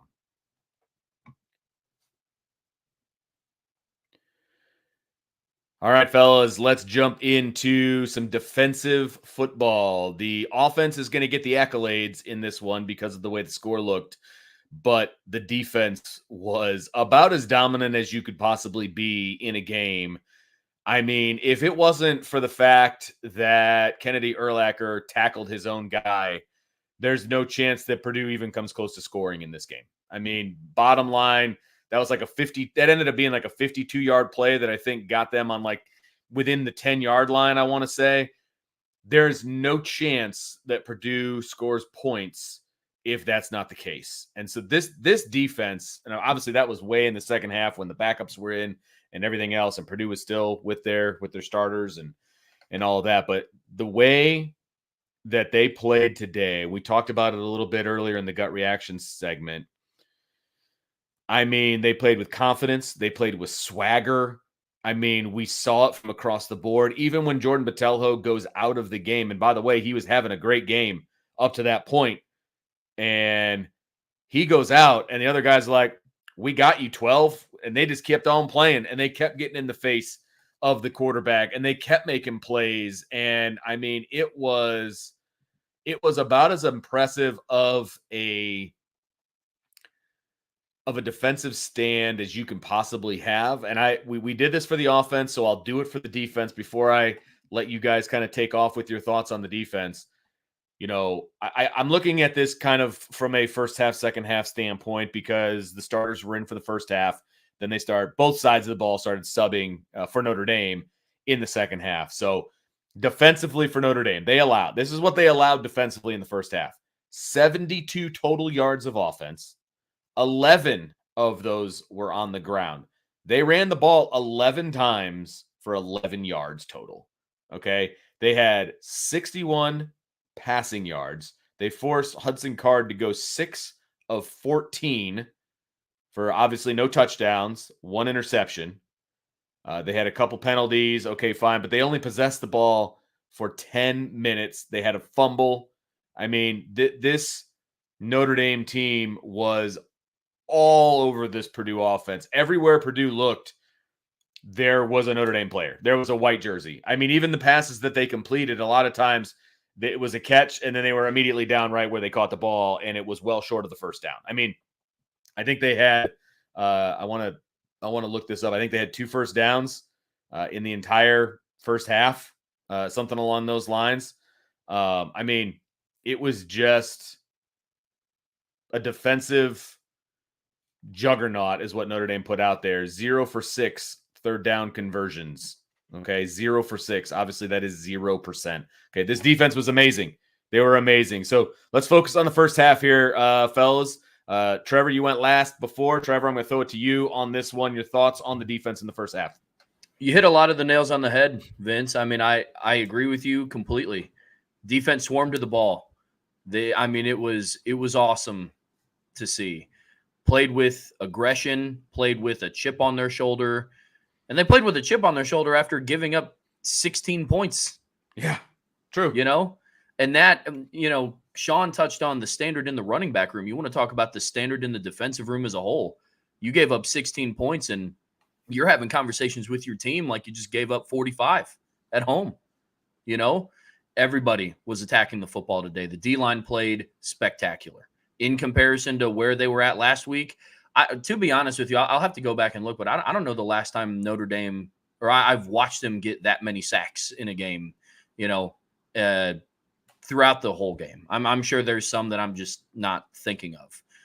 But I feel like for the last, call it year and a half, that's been a big criticism on creating pressure on opposing quarterbacks. And they played really well today against a quarterback who, if he gets in a rhythm, and if Hudson Card gets comfortable, he has the ability to pick you apart. But the second he gets uncomfortable, he throws pick sixes to DNs.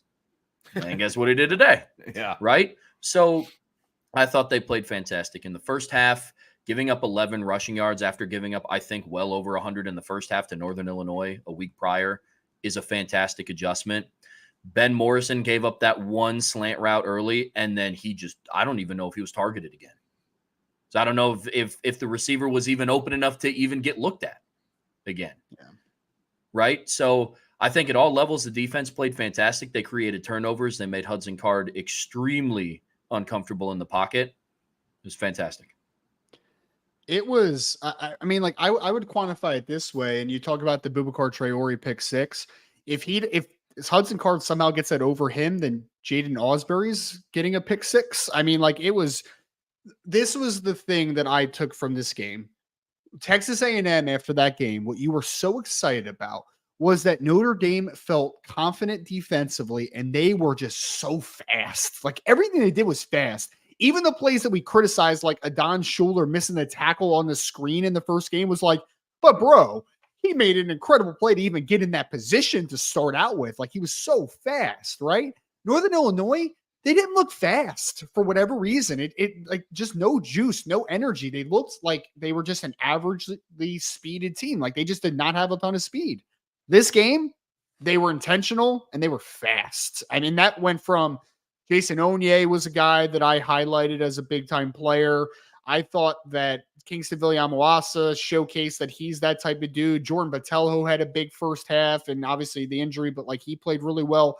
Christian Gray looked fast. Kennedy Urlacher looked fast. Linebackers in the first team looked fast. Like everybody just looked fast today, which was just incredible. Like it really was. And obviously that started in the first half. They set the tone because I said the same thing, Trevor. Like Hudson Card is a solid college quarterback, but he is an RPO centric methodical passer. Like he needs that extension. He needs the ball out of his hand quick, and he usually makes quick, decisive decisions. When you force him off his spot and make him try to be a creator, that's when bad things happen, ultimately. And that's why that interception happened. That's why a couple sacks happened, right? So that defense was just attack from start to finish. Even the mistakes they made, a la the Kennedy Urlacher trucking Jada Mickey for whatever the heck reason that was a fast mistake. And you've heard me on this podcast a million times. I'm okay with mistakes if they're fast. Oh, completely okay with them. The mistakes I can't live with are just like you're unsure of what's happening, so you just stop and you don't move and you're just standing there. Like fast mistakes are always okay in my book because they are teachable and that still shows effort. That defense was fast tonight. John?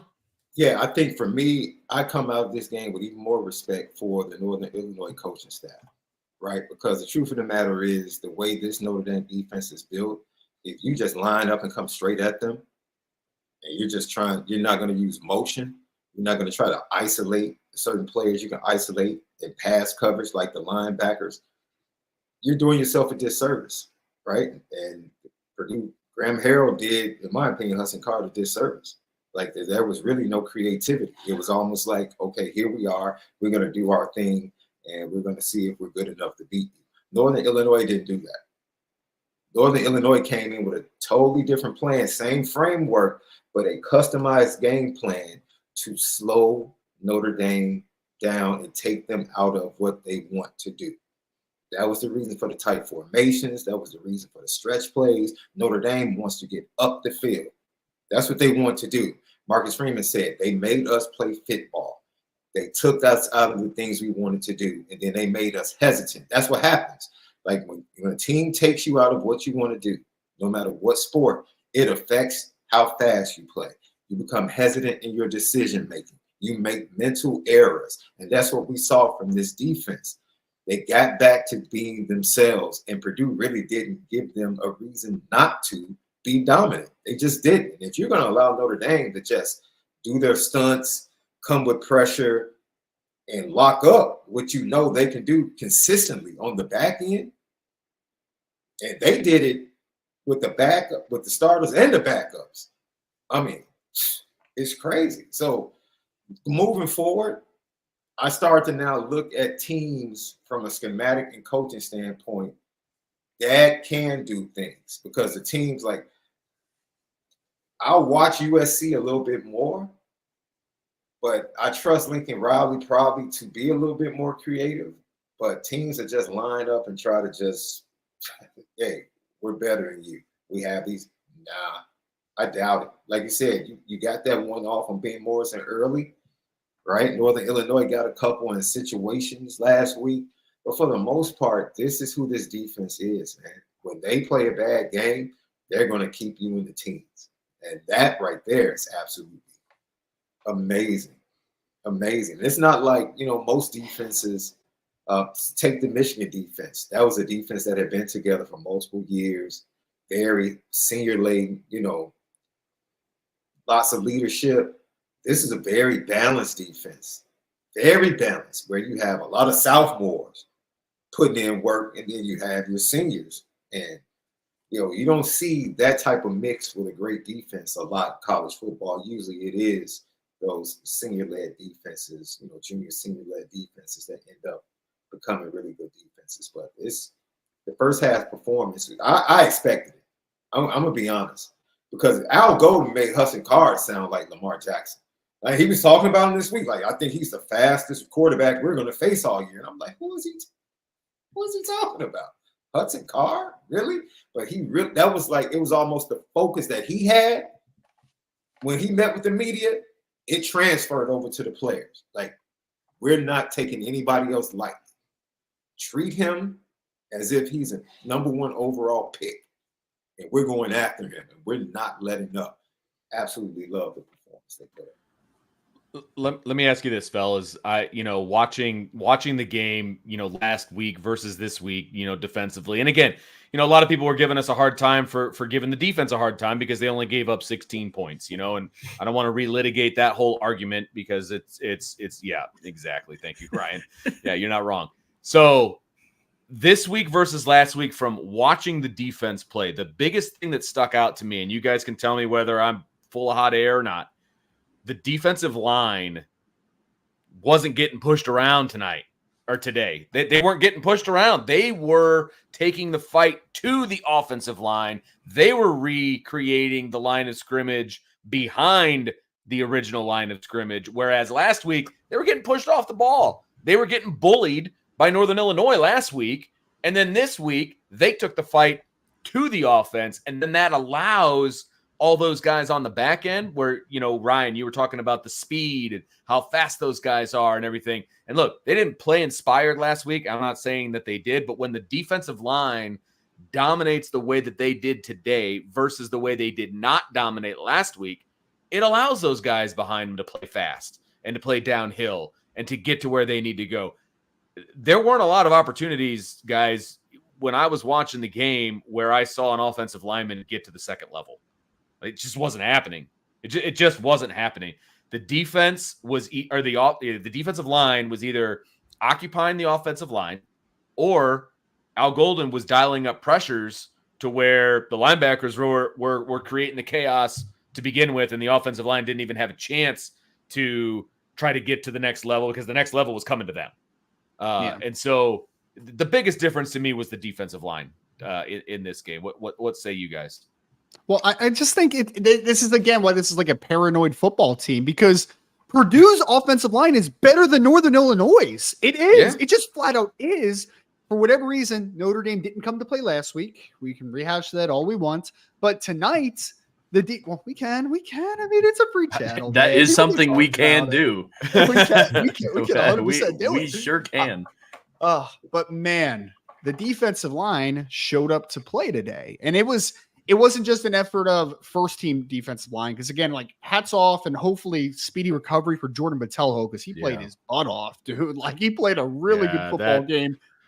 But again, how often I remember years past where like Kurt Heinisch and Myron Tungavaloa Amosa were true freshmen that had to play because they just had to. There was no other options.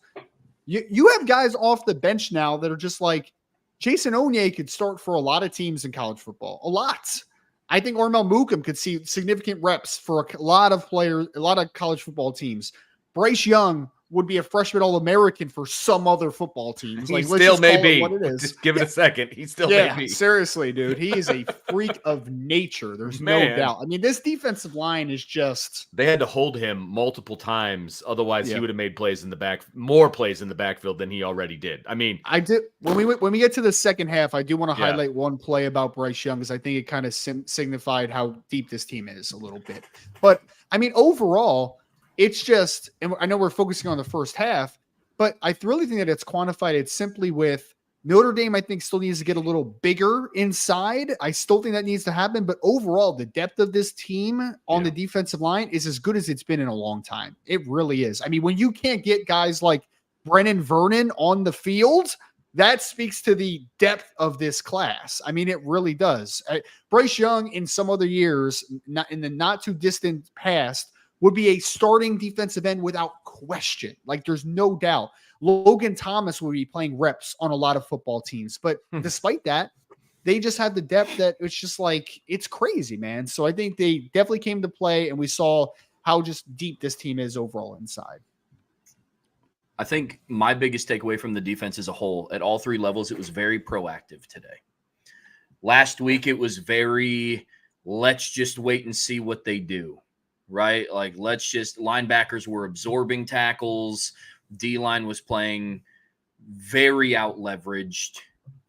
Even the corners were very behind on, Ben Morrison got beat on a drag route from a MAC receiver.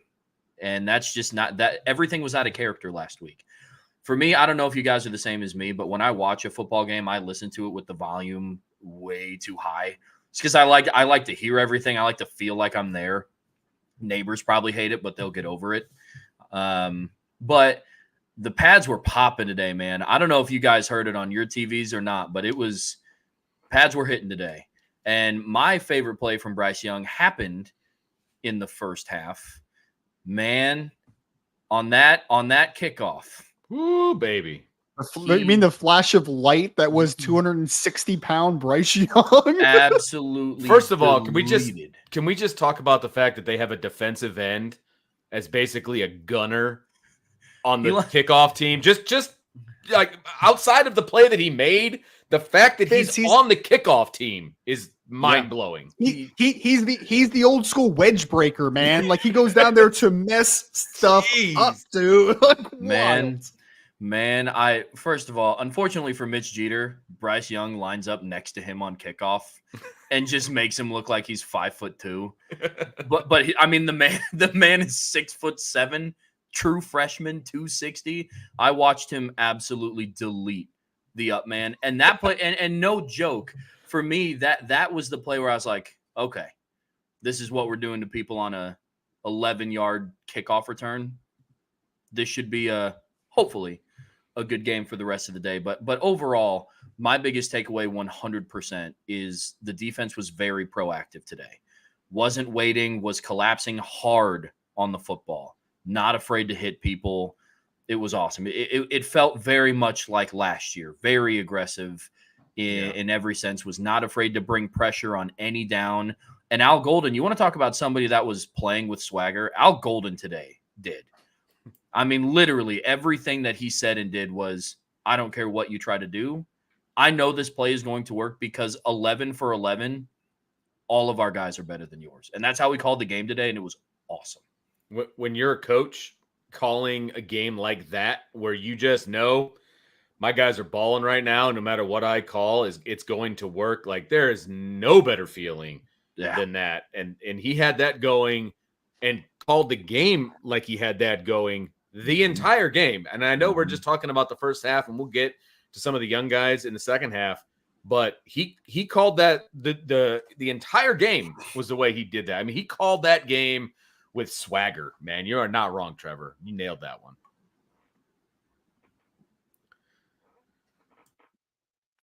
Anybody else have any thoughts on the first half? Okay. I want to talk about the young guys. No, absolutely. I know you guys are chomping at the bit to talk about the young guys, and I'm like making you hit the brakes. So second half rolls around. We start seeing some younger guys get into the ball game. And, this, as I was talking about Al Golden and what Trevor was talking about Al Golden and the way he was calling this game, he didn't care who was in the game. And he allowed these young guys to play some ball, man. Like, these guys were flying around the field. We were able to see some young guys making some absolute plays in this game. So, Ryan, you said it first. I'll let you lead off. Talk about the young guys. Well, I want to talk about one play specifically and then expound on it a little bit. So there was a play, Vince, I think you messaged it in the chat, where Bryce Young just clobbered Hudson Card on a little bit of a half roll in the pocket.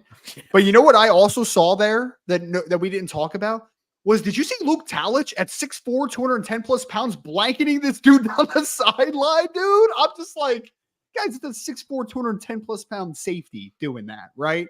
And then you see Kingston do what he does, and it's just like, all right. Then you see Jason Onye, and I know Jason Onye is a junior, so like we don't talk about him as much, right? But like, he's still inexperienced. He's still pretty young in the sense of football experience. Yep. And then you throw in the flashes that you see of still guys like Adon Schuler, who's only in his third career start, of Christian Gray, of the even younger guys. I mentioned Bryce Young already, but I saw Armel Muka make a couple nice plays, one in pursuit as a 300-pound defensive tackle.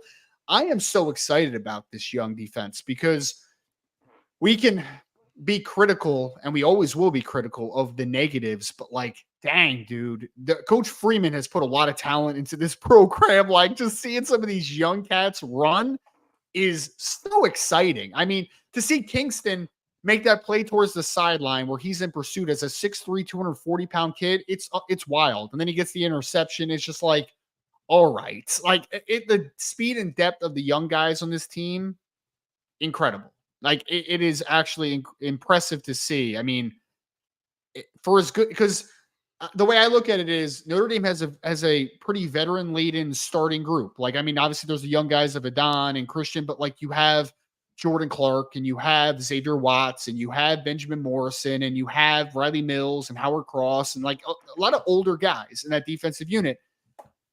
And they're arguably an elite unit in college football just based upon the starting group. But then they're more talented behind them, which is just wild to think about. It really is.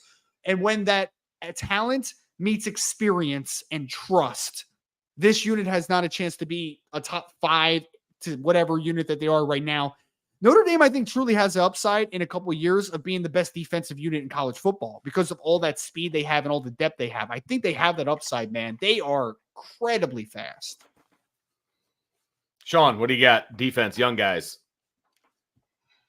What we always thought. Eventually, when they took the field, you're going to see the athleticism that we've been talking about.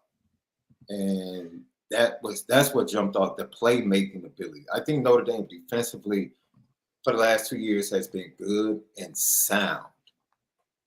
But the playmaking, the tackles for losses, the sacks, the interceptions, those are the things, the deflected passes. Jason Onye had a deflected pass today. Mm-hmm. Those are the things that you've been waiting for to add that should come from a high volume of pressure defense like Al Gold. That's why you pressure the way he does, because you want the turnovers, you want the negative plays, and that you start to see more of it with the athleticism. And it's just a joy to watch, man.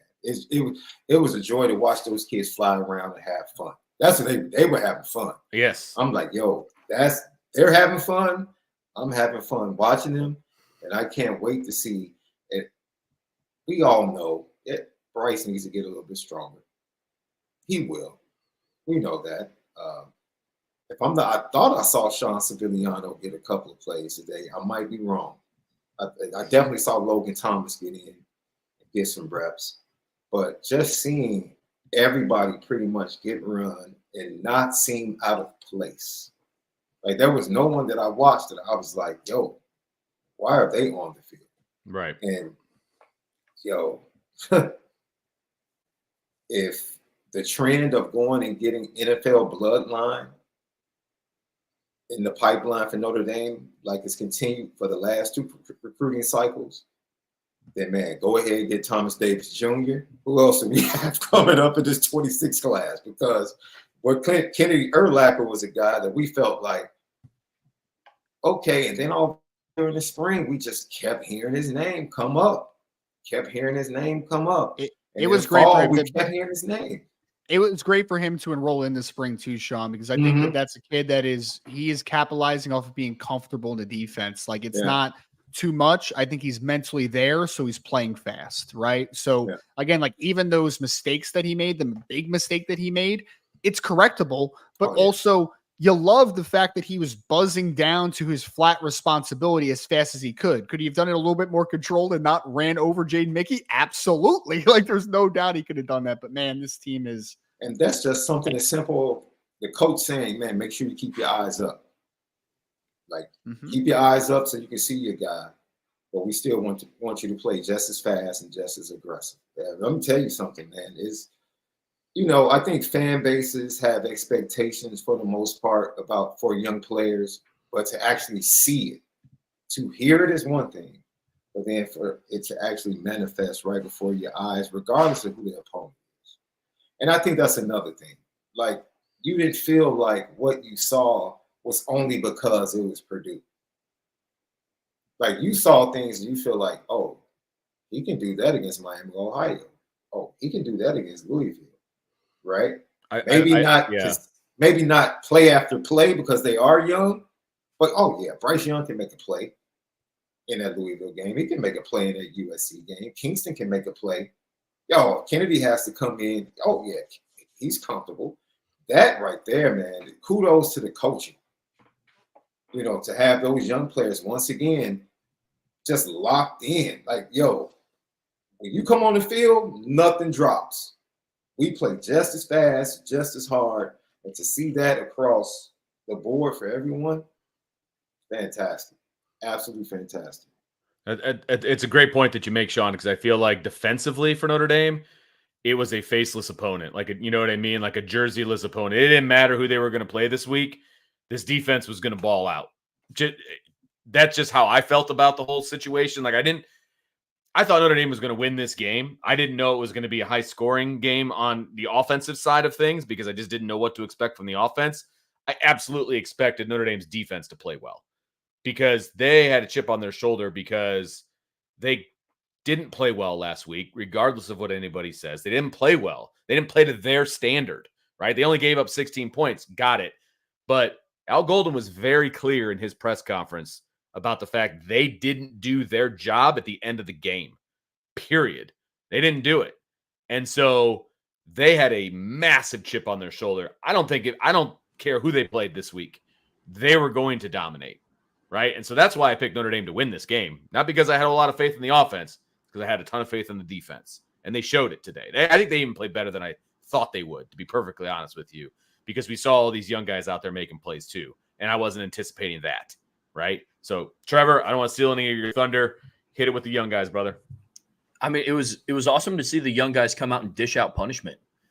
The moment wasn't too big, right? It wasn't oh my goodness, I get my first opportunity to go out and play in a Big Ten stadium. No, they took the opportunity and ran with it and played great.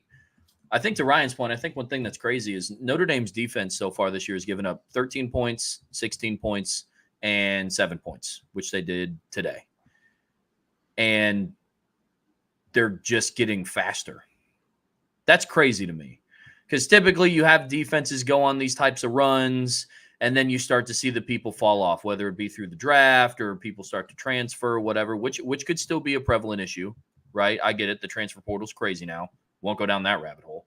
But I think it's crazy that throughout the last 2 years, Notre Dame's defense has performed at a very high level, and they're just getting faster, and they're getting longer, and they're getting more athletic. I think that is wild. The young guy's overall performance today, Kennedy Urlacher, is going to be a dude. He's very raw, right? Out of place. He was the only guy that I saw when the young guys went in that was out of place, and it was for one play. Just one. When he decided to hit stick Jaden Mickey, but that's a correction on Monday Film Room, right? Like I get it. I just want to know what was going through his head. Like, what were you thinking there? I just want to hear the explanation.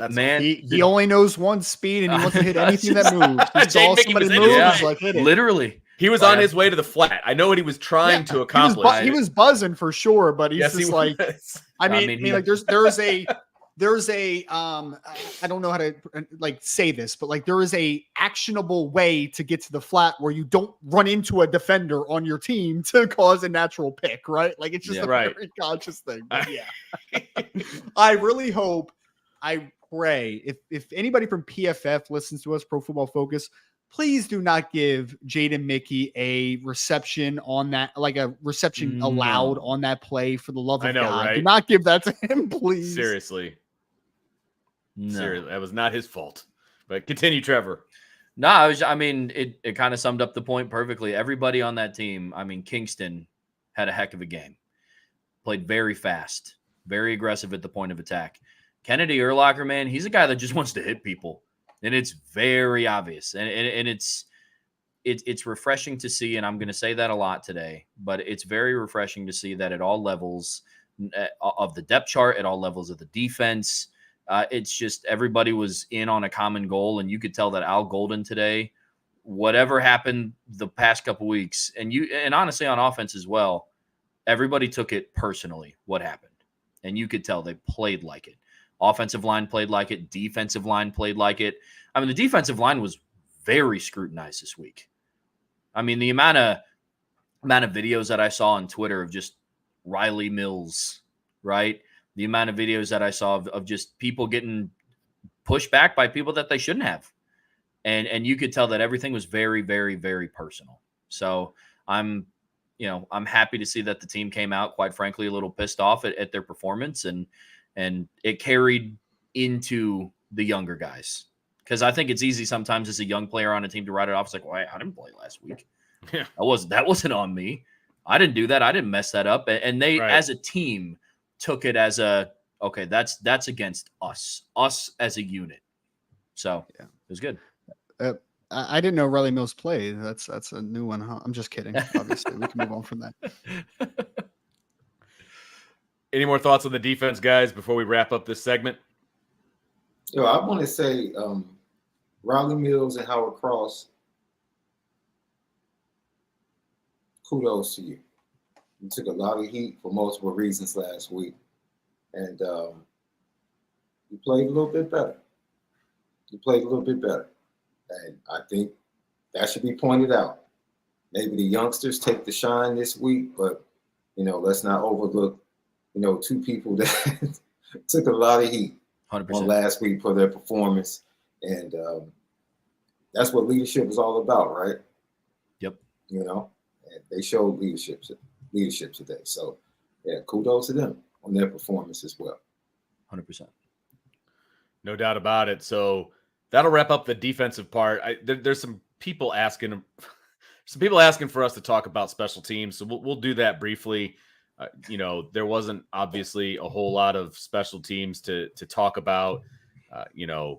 I think James Rendell is still very underwhelming as a punter. There were a couple of opportunities, I think, in this game where it would have been nice if he would have pinned them in a little bit deeper. There's some opportunities there.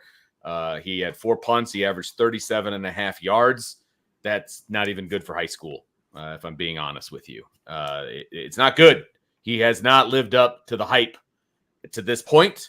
It's just not good. They were rolling him out, trying to do the rugby style punting, and then the one time that they allowed him to just stay in the pocket, essentially as a punter, he got off a 43-yarder. It wasn't beautiful, but at least it was 40 plus, unlike some of his other ones. You know what I mean? So I don't know if he's just not a gamer when it comes to punting. He's just not used to it yet. If he's just not good at the rollout style or whatever the case may be. I said this, I can't remember who I said it to. It was in either our chat or it was another chat or whatever. I can't keep track of who I'm talking to. But what worries me about the punting situation at this point is that there will come a game where they have to play the field position game, and they're not going to be able to. They gave Purdue a couple of good field positions. Now, defense was lights out, so it didn't end up mattering. But they gave Purdue way too good a field position at times after a punt. And that could come back to bite Notre Dame in the behind if they don't get that figured out real quick. So that's kind of my talk on the punting and all that. Go ahead, Trevor. What do you got, buddy? Well, I mean, it sounded like you were getting ready to transition over to it. I'm with you 100% on punting. The one thing that I will say from a special team standpoint is shout out to Mitch Jeter today. It is really easy as a kicker, which, I mean, I guess I can't say this because I was never a kicker, but you see it a lot of kickers. It's very much a mental game for them.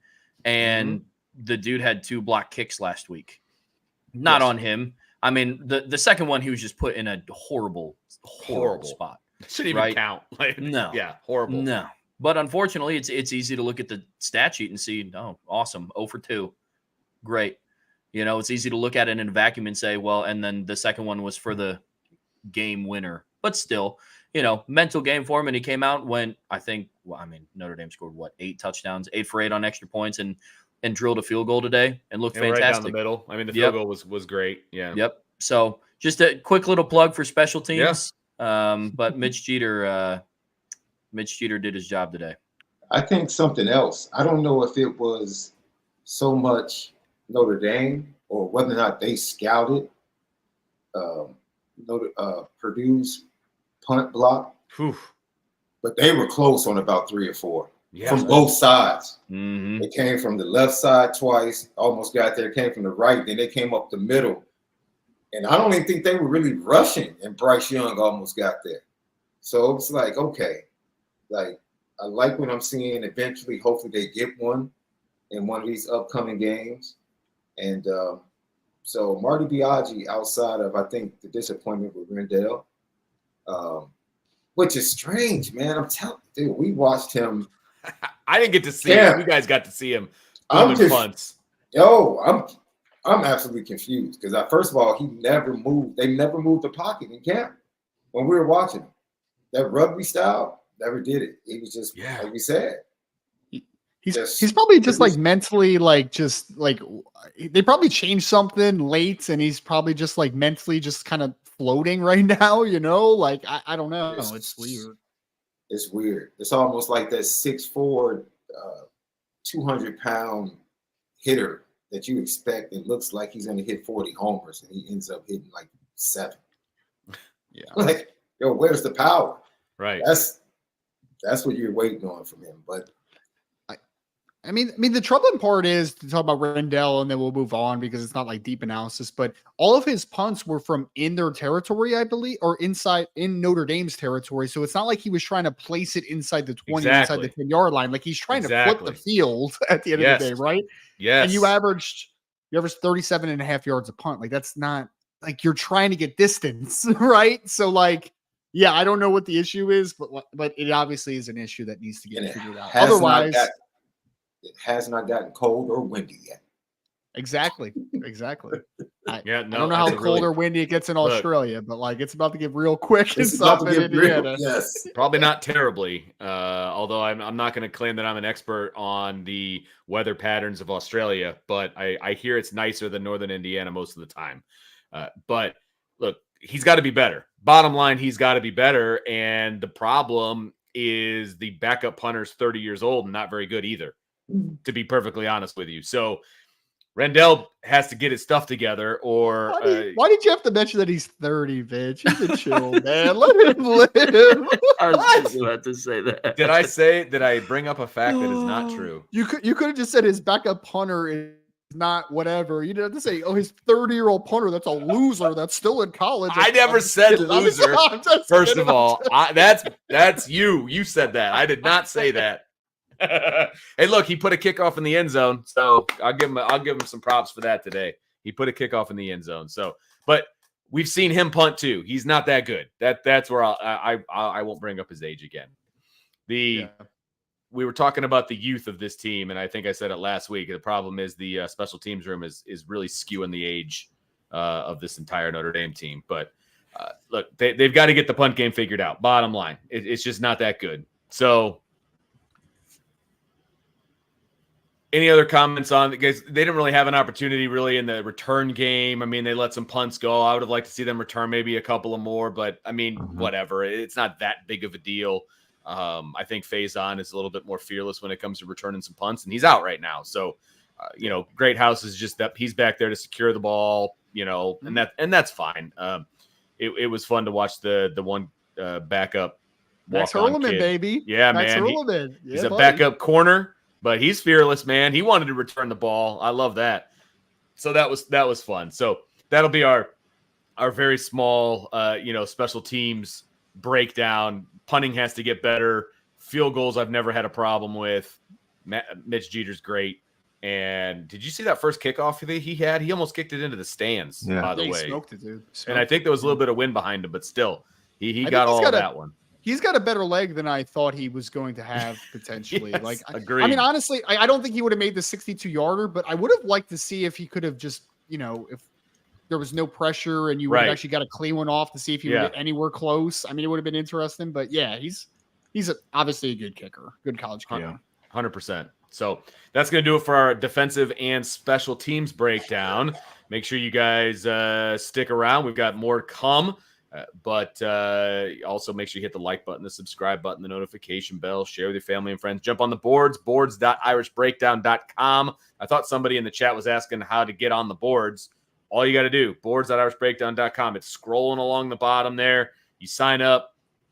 I'm telling you, there's no better deal financially in the Notre Dame football world and no better info that you're going to get. I know Brian is going to come home. He's on the road right now, coming home from Purdue, but he's going to be breaking down the film. He's going to put some film study up on the board, and the only place you can get it is there because we can't show video on YouTube. So make sure you guys get on the board if you want to see that kind of stuff. So check it out, boards.irishbreakdown.com.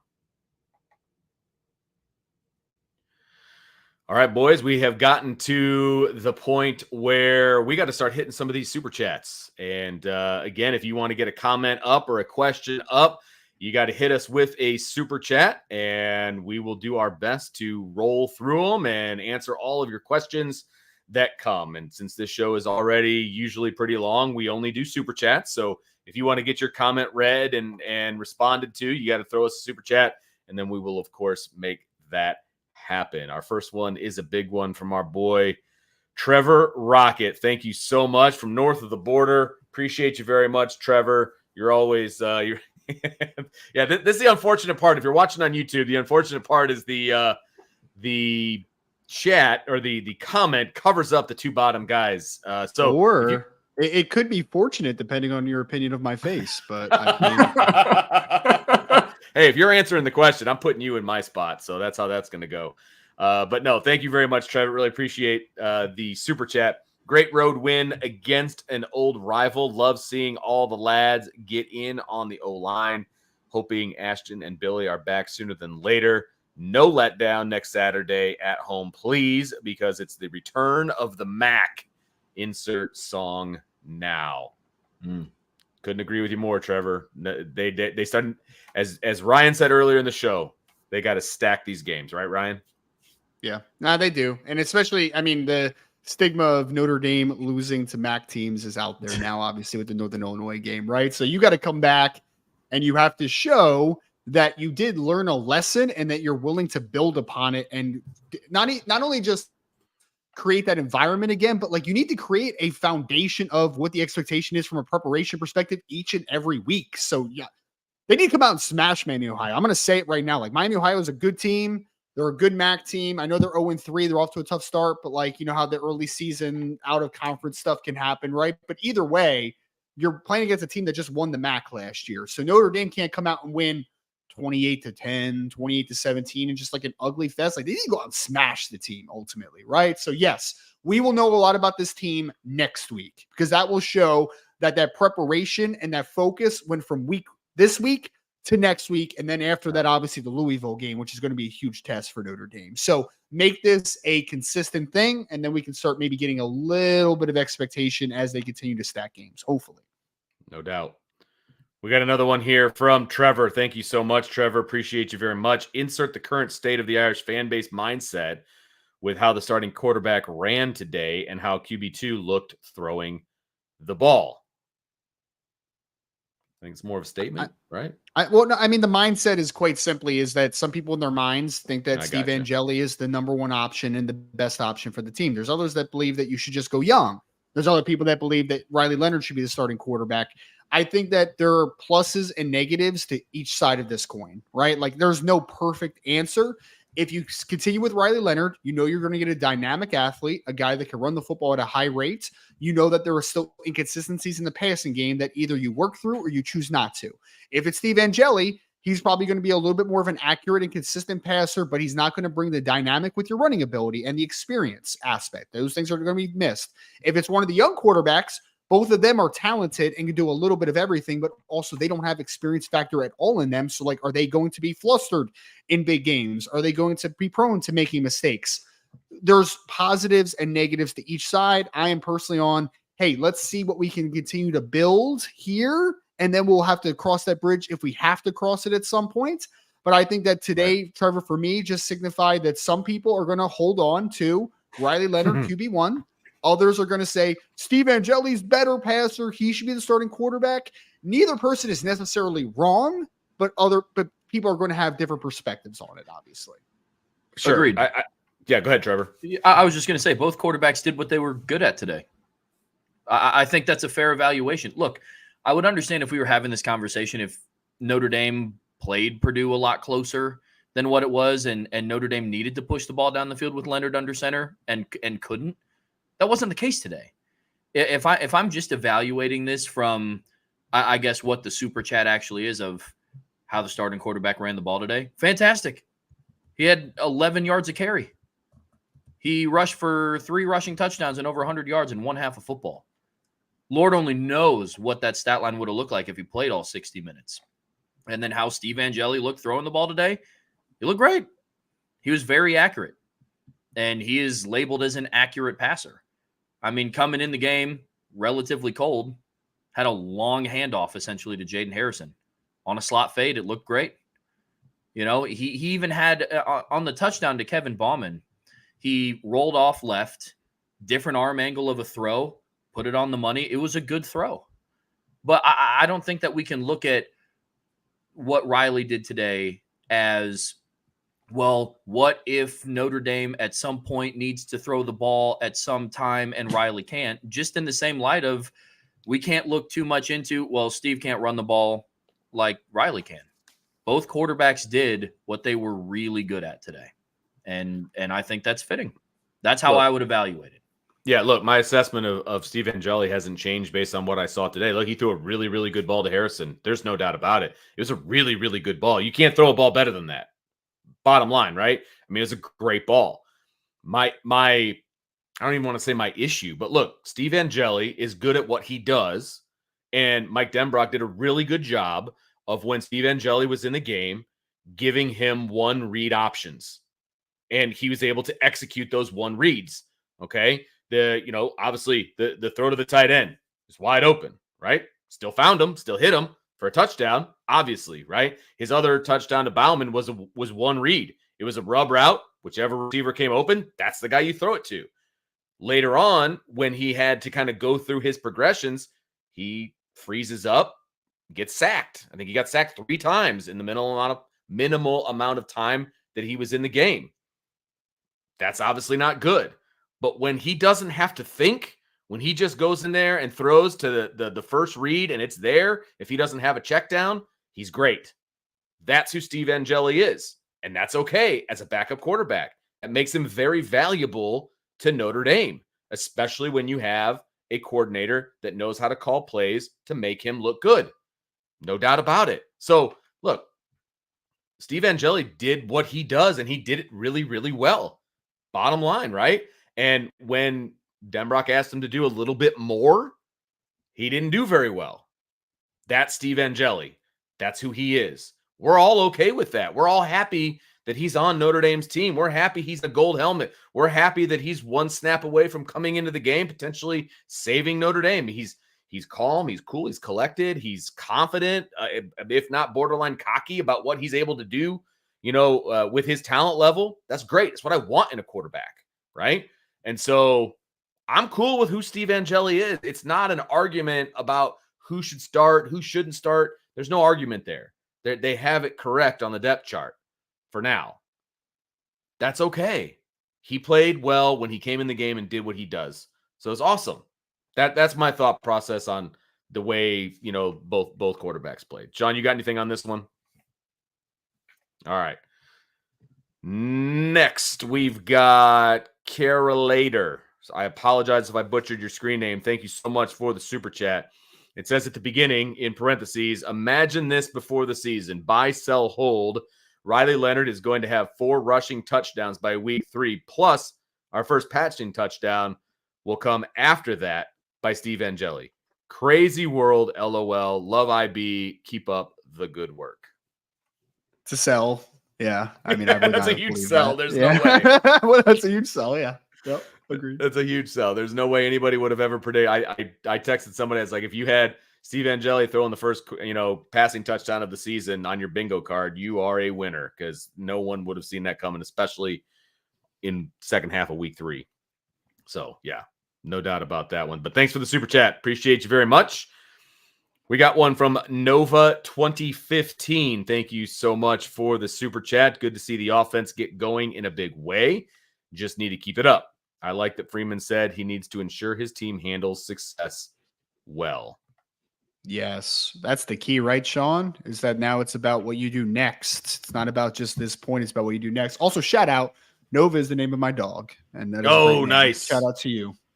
Nice. Yeah, the thing about success and greatness that kind of ends up being a roadblock for people is that in order to be great, you have to do it over and over again. In order to be successful, it requires you to do it over and over again, right? And that is the challenge for Notre Dame. Can you consistently be great and successful, even when you're not at your best? You like everybody, no matter what you do, you wake up. Vince, I'm sure it's days you don't want to go. I don't want to deal with these kids. Like you love them. Yep. But it's like, man, I really would not. I would much rather stay in the house and have to deal with my own. But you put on your clothes, put on your shoes, and you go get the job done. And I don't think you're a slacker at what you do. If you show up, you're gonna put forth your best that you can give on that day. And I think all of us do that in the areas of life that we have to, and that's what you expect. That's what we expect. So if that's learning how to handle success, I don't know what button needs to be pushed, but at some point, we can talk about Marcus Freeman because ultimately he's going to get the blame. But these players have to take that responsibility. That locker room has to take that accountability and responsibility and say, look, I don't know who it is that's going to stand up and say, hey, this is not it. In the middle of that game when things are going wrong, this is not it. Let's get our tails together. And I'm very interested in seeing if someone does step forward in a game in the future when things might be a little murky somewhere in that game. Who's going to step forward, whether it's on the sideline or on the field, to say, look, strap on, follow me, because we're not selling for this. So I think that's going to be the clear sign to see whether or not they actually solve this quandary of whether or not they can be a consistent, successful team. Fair enough. All right, here we go. Eric Hollabin, thank you so much for the super chat. Appreciate you very much. How can you keep Kedron Young on the bench? Dude is a Mack truck. What? You had 2 running backs that averaged over 10 yards a carry. Yeah. That's how you can keep them on the bench. I was about to say, Eric, like obviously in jest, but because like Kedron's going to be a dog at Notre Dame. No doubt I think about he's going to be a great player, but like, I mean, you had a guy that ran 10 carries for 109 yards, and you had another guy that ran for 8 carries for 86 yards, right? So it's like, yeah, exactly. And then shout out, I don't even think we mentioned this because we had mentioned Aeneas Williams, but like Aeneas Williams converted a big 3rd down in the first half. Like they put him on the field in a big moment, and he had a 9-yard run on 3rd down, right? So it's a crowded running back room, man. But like ultimately, you had 2 guys that averaged over 10 yards a carry. That's why Kedron's on the bench right now, So and the fact that that hamstring injury just held him back. It held him back, and to be honest, Aeneas took full advantage. He took it full advantage of the injury to Kedron. Yeah. So it's a great problem. This is like, dude, give me those problems.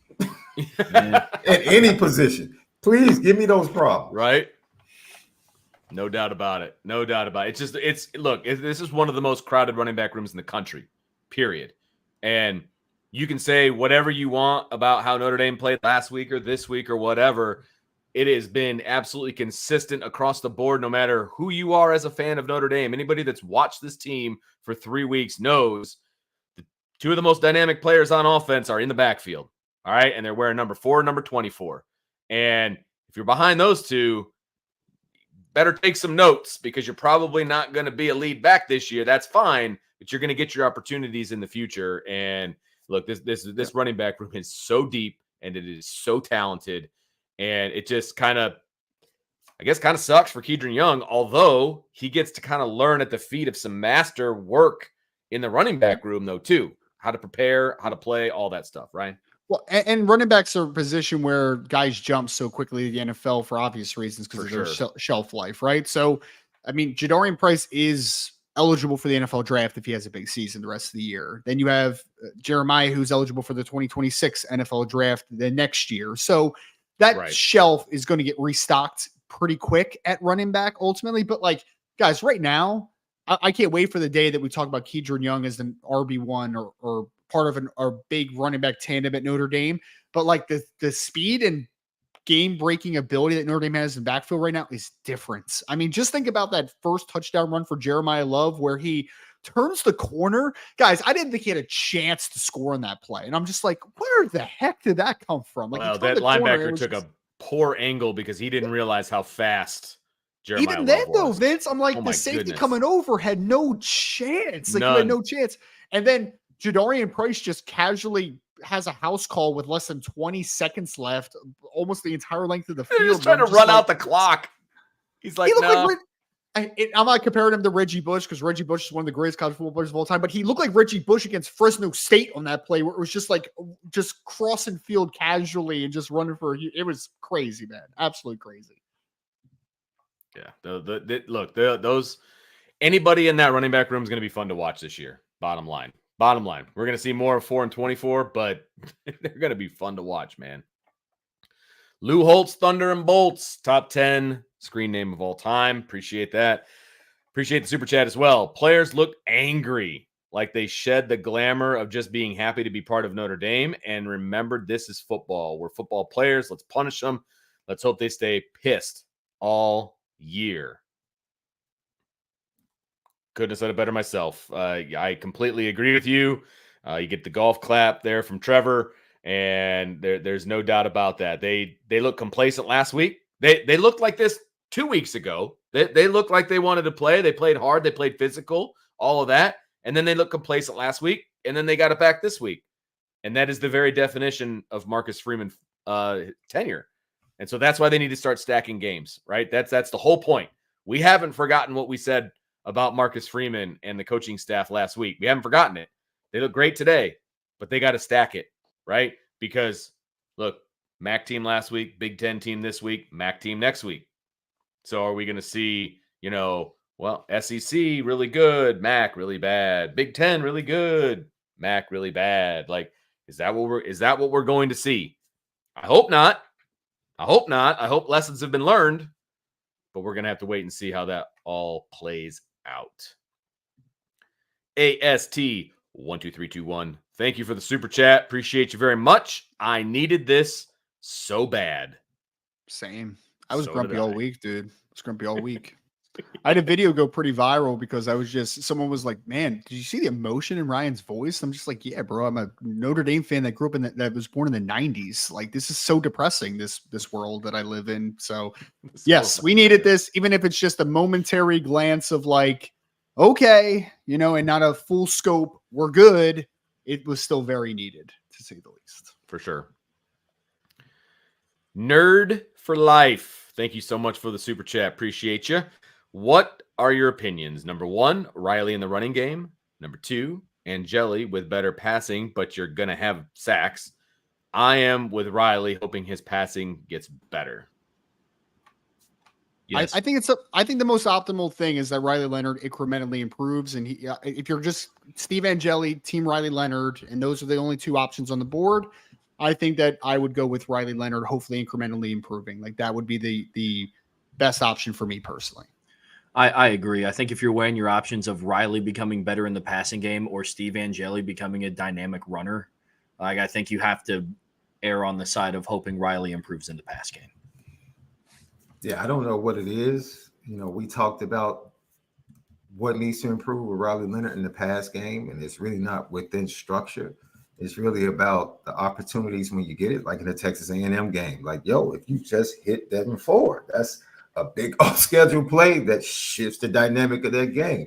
Last week, on the last drive, he had a chance to hit Bo Collins being pressured from behind. But if it seems like, his mechanics are rushed up, or he gets too mechanical. Because I think he had an opportunity when he was rushing to the left, and he had two. I know one of the tight ends were wide open, and I think it was another receiver wide open. If he just does the same thing Steve does on the touchdown, which is like level off his shoulders and just let the ball go, like, yo. And for whatever reason, when it gets out of structure, I don't know if he's not as confident to let the ball go, because I know he knows how to like get his shoulders parallel to the line of scrimmage. He's done it, I'm sure, plenty of times. But it's like something happens that when it actually takes place in the game, is it just him not seeing it soon enough because his eyes immediately go down once he starts to become a runner, and it's not as natural to him? But hopefully that's what coaching is for, right? Like, yo, we have to solve this because we have opportunities. I won't even poke. I think the big issue Ryan pointed out, the play in the pocket, that's just, trusting the pocket and finding the space in the pocket. Whereas, you hit, that was Jeremiah behind the defense? I think it was Jeremiah at the 5-yard line. Yeah, right? That was waving his it was. hand. But once again, like, yo, pull the trigger. Like, you see that? That's, flick of the wrist, pull the trigger when you see it. Give yourself some time. And that's something that can get better. If it makes Notre Dame fans feel any better about the MAC thing right now, Toledo is currently beating Mississippi State in the third quarter, 35-3. If that makes anybody feel Toledo might be the best. I think Toledo's the best team in the MAC. They got the best talent. They usually are. That coach is great too. Jason Candle's an awesome coach. No doubt about it. Yeah, we camped there over the summer, and they got it going on over there. There's no doubt. He's awesome too, Vince, because he's one of those really cool stories of I know some people at Toledo, and I know the former DPP at Toledo, and it's Jason Candle keeps getting offers from like Power 5 schools to at least be an offensive coordinator, and he keeps saying no because he loves Toledo, dude. It's like crazy. Good for him. So you're the one that needs to put in a good word for my kid. All right, just want to make sure. Okay. I do know a couple people at Toledo, so I actually probably could assist with that a little bit. But yeah. I'll tell you what, this is a complete sidebar. When we went to that camp, they're all run pretty much the same way, no matter what school you go to. Toledo had kickers going through tackling drills, which I thought was crazy, but freaking awesome. So just wanted to throw that out there. I thought it actually allowed my kid to show off like how athletic he is, but like, it was hilarious. They're like, all right, we're going to do some tackling drills. Let's go get the dummies out. Let's go, boys. I'm like, okay, let's do this. It was like a 4 or 5 hour kicking camp. It was nuts. But anyway. Well, your son, all he does is throw touchdowns and stuff. So I'm sure he's a great tackler as well. It is what it is. You got to do what you got to do. All right. Nerd for Life has another one for us, guys. Thanks for the super chat again. Nerd, appreciate you very much. Says, Vince, I can't take it anymore. What's wrong with the punter? He's horrible.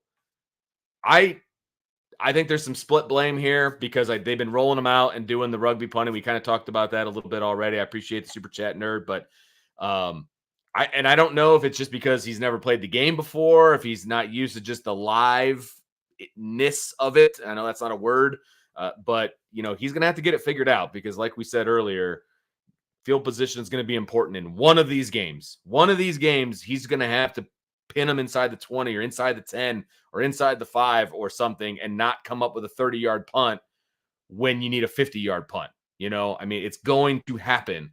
So they have to get this figured out.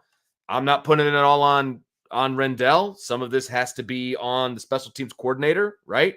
Because I think they might be putting him in some positions to not be successful. But the bottom line is the result's not okay. Averaging 37 yards a punt in a Big Ten game is not okay.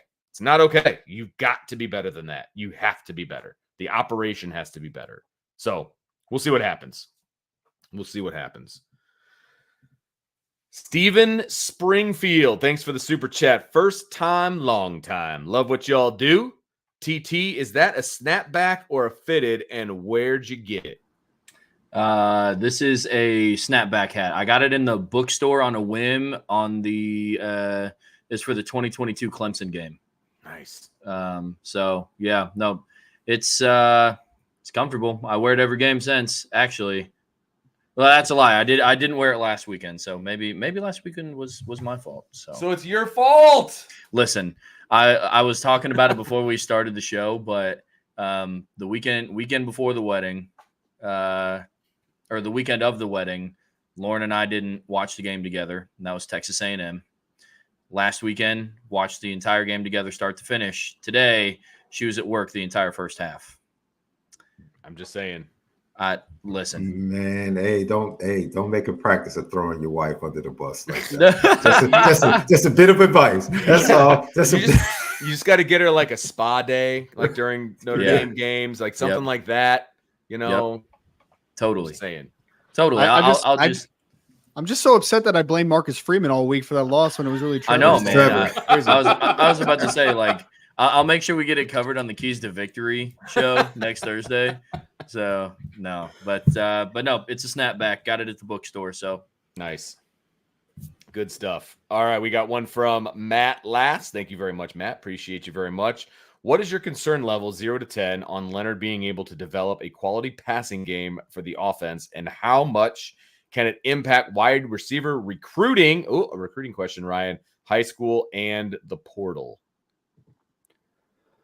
I mean, how much could it I think that's a very, like, I think there's a lot of layers to that question, Matt, if we're just talking about recruiting for a second, right? I mean, it comes down to quarterback wise, you still know that there's talent in that room, right? Because the future wide receivers aren't going to be playing with Riley Leonard. Like, this is his last year of eligibility. They're talking about CJ Carr. They're talking about Kenny Minchie. They're talking about maybe Deuce Knight. They're talking about whoever the heck the 2025 quarterback will be. Like, they're talking about those guys ultimately, right?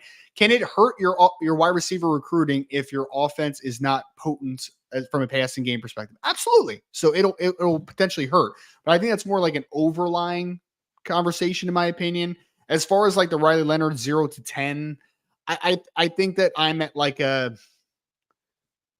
before last week, I was at like a 2 or something, right? And then after last week, I'm at like a 5. Like, I'm probably like a 5 or 6 right now. Like, I am worried about it. Like, there's no doubt about it. But I do think that it's one of those things where, like, as long as it gets a little better each week, I can be okay here because he does enough other things to get you excited about. It's just going to be a little bit of a process, I think. All right, I that's perfect. You put it perfect, bro. It is something that bears watching. Don't want to overreact. This, you know what? It's just one of those things, right? Where you come in with a brand new wide receiver coach, and transitions when it comes to recruiting can be difficult depending upon the position, especially if you don't have a really good GA that's in there. Because remember, like, the transition to Harry Heastan, and before Heastan took the job, like, Trevor Mendelson did an incredible job, like, on Charles Jagasaw and some of those other kids the first day of the open period, and like solidifying them. And Charles Jagasaw was like, yo, Notre Dame was the first team at the door. Like, they were waiting outside like 30 minutes before the open period. Like, right. That's, that's something that's like sticks with kids, man. So those efforts, I don't know if there was anything in the situation with Mike Brown coming in to where he might have been behind. I definitely think with a couple of guys, it moved them back, and he fought to get them back in the picture.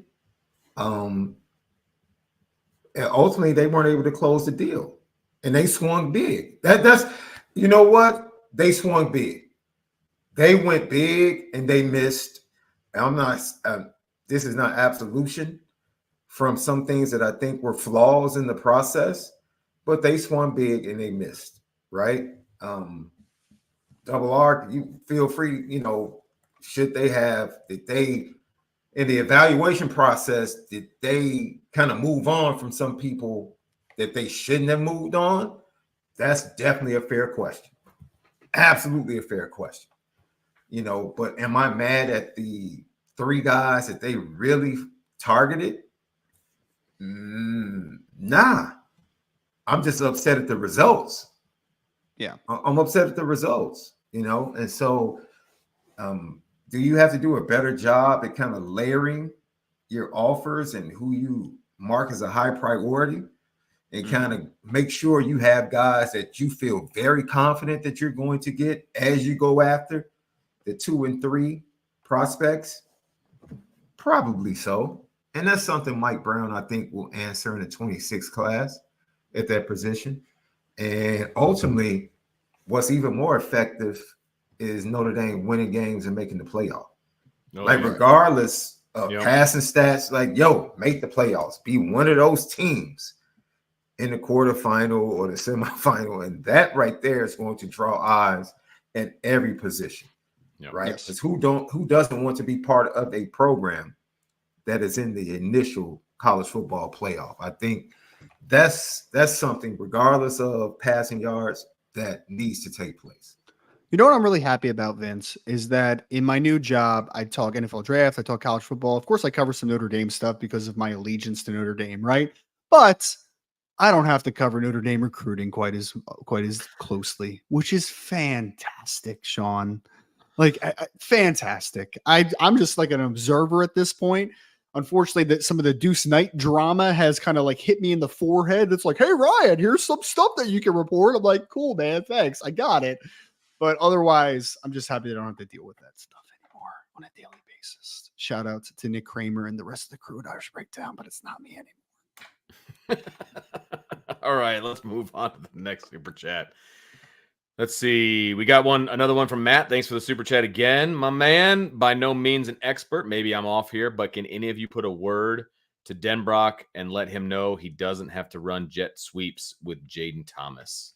I made a tweet about that. I felt kind of bad because literally in parentheses, Trevor, I put, I like Jaden Thomas in parentheses. And I said below, why are we running end arounds with Jaden Thomas? Got a lot of other options. I don't understand it. I don't. A lot of other options. Yeah, I can't disagree with that. Go ahead, Trevor. You look like you were going to say something. Go ahead. Yeah, no, I agree. The option to go with JT there was interesting. I will say, watching the play develop, the two lead blockers that pulled and were out in front of him completely whiffed on both of their blocks. I'm not saying he would have taken it to the house.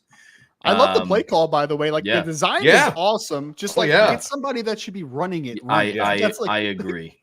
I agree 100%. So maybe JT wasn't the right person to do it, but I do have to throw in there multi-layered. The two lead blockers completely whiffed on who they were supposed to hit. That's fair. No, that's absolutely fair.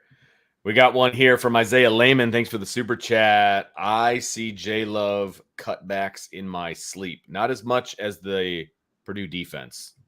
I'll just say that. All right. He left some guys hugging some air today. There's no doubt about it. Aiden Benami. Thanks for the super chat. Anyone else hear Chris Berman go, whoop, when J-Love makes a cut? Can only Love and Price be in the backfield in meaningful minutes? No Ford, please. Don't say shade of my guy Devin Ford, man. He's done everything. He's in there for a reason. He's done my dude went to go play safety because they needed him to play safety. But I understand the point, Aiden. You have two dynamic running backs. You want to see him on the field as much as possible. I do think there's a role for Devin Ford, though. I still think there's a role as a pass blocker in obvious situations. I think he can do that type of stuff, but I don't want to see him touching the ball more than those guys, obviously, right? At the end of the day, I would say for me too, it's and I knew that Aiden was going to say this because he commented on one of my Twitter things. And yes, the thing that makes Jeremiah Love special is his straight line speed is probably about the same as Jadarian Price's. I don't think that he's a ton faster than Jadarian. It's the ability to stop and change direction, which is just what, dude? That doesn't make any sense. Some of the cuts he makes at as a high-legged dude is pretty rare. Very rare. If we're talking about cuts and moves and things like that, first of all, Jaden Greathouse, great cut and, come back to the inside. That was awesome. And I wish that play counted because for so many reasons, I wish that play counted. And number two, I believe it was Eli Raridan when he did the spin move, right? It was the slowest spin move I've ever seen, and it was still effective. It looked like it was in slow motion, and yet it was still effective, which was amazing to me. But next time, just keep going to the corner, dude. Just keep going. Do not. He's not the change of direction guy, man. He's the outside zone, foot in the ground, vertical guy. So go to the corner. Go to the corner. Don't cut. That was great. I actually wrote that down. I'm like, spin move? ?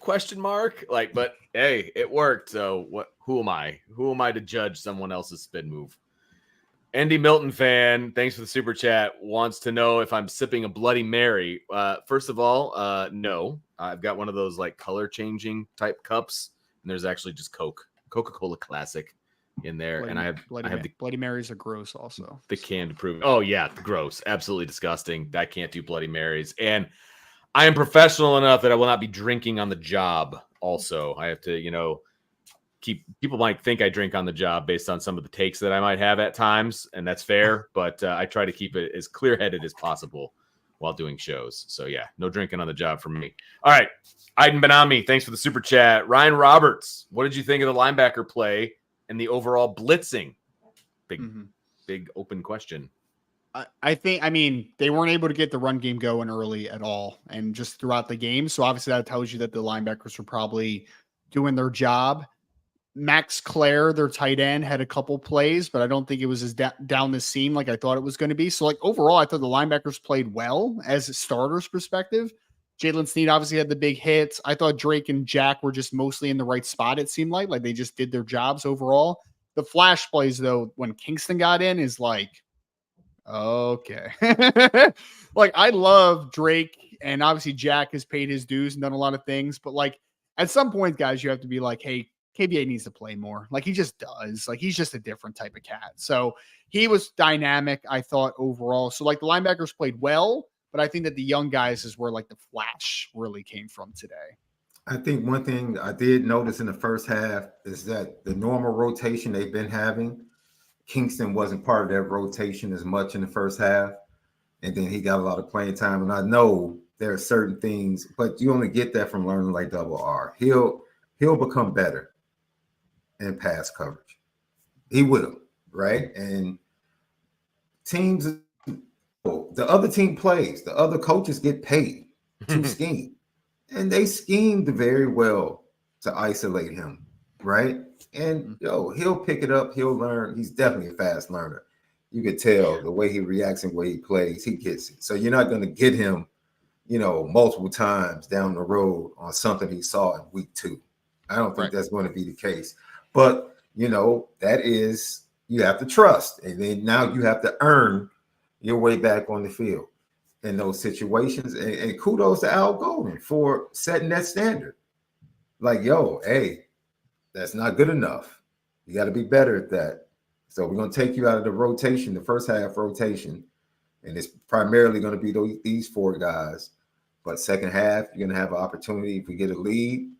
And, he took advantage of the opportunity. You saw what you want to see from him responding to, what he, his failure. That's what you love. When kids fail, how do they respond? He had some failure last week, and the excitement and the confidence he played with today, and he was talking too. I love that. He was talking and doing all this. It's like, yes. So he's a confident kid that's not going to be rattled. You can tell, like, that's not rattling me. Like, let's go. Love it. Well put. Could definitely agree with both you guys. KVA is a player. There's no doubt about it. Maltavius with a super chat. I don't know. It feels like that's like a gladiator name. I love it. All right. Thanks for the super chat. Still don't trust this team. Can Leonard move the ball through the air or not? TBA. I mean, they did move the ball through the air. It just wasn't what people want to see. Right? I mean, he threw for over 100 yards, which obviously is not great, but he moved the ball when he needed to. It was good point. Yeah. Yep. Good point. It was only 1 half. Thank you, Ryan. He can move the ball through the air. It's just not the big pass plays that people want to see. Right. Okay. Yeah. I mean, look, go ahead, Trevor. Just let it all out. A team won a national championship last year not moving the ball through the air. Okay, like can we just say that? That's fair. That's guys. Fair. It's true. Like if JJ McCarthy last year, starting quarterback in Michigan, 0 touchdown passes in the national championship. Don't do it, Trevor. Don't do it. I will. A Michigan podcast was going to clip you. I'm just letting you know. Go ahead. That's fine. And they won the national championship last year. They did. But JJ McCarthy last year had 140 passing yards in the national championship game. No touchdowns. That's just a fact. That's I'm looking at the stat sheet right now. In the Big Ten championship game, he went 22 of 30 for 147 yards. Against Penn State, he went 6 of 8 for 60 yards. He threw 3 picks against Bowling Green. But they were able to run the ball effectively, creatively. They went 15-0 and won a national championship. I guess for me, it just begs the question of like, would you rather have Notre Dame today won like 42-7, but like Riley looked awesome throwing the ball? I mean, having 212 total yards of offense and 3 total touchdowns to yourself in one half. I just can't wrap my mind about being upset about that. I agree. He has to learn how to push the ball down the field effectively, because whether it's in the playoffs or whether it's against USC or Georgia Tech or Louisville, Notre Dame is going to have to figure out a way to have a vertical passing game. But they just didn't have to today. And that's fine. Like, I don't understand. That is the thing I don't understand. Notre Dame wins by 59 points. And the biggest takeaway is Riley Leonard didn't have 19 completions on 4 verts. I guess if that's the reality for Riley Leonard, that's what it's going to be. But it is what it is, I guess. Because the day that he does that, the question's going to come up of why didn't he run more? Because he's a dynamic runner. Rant over.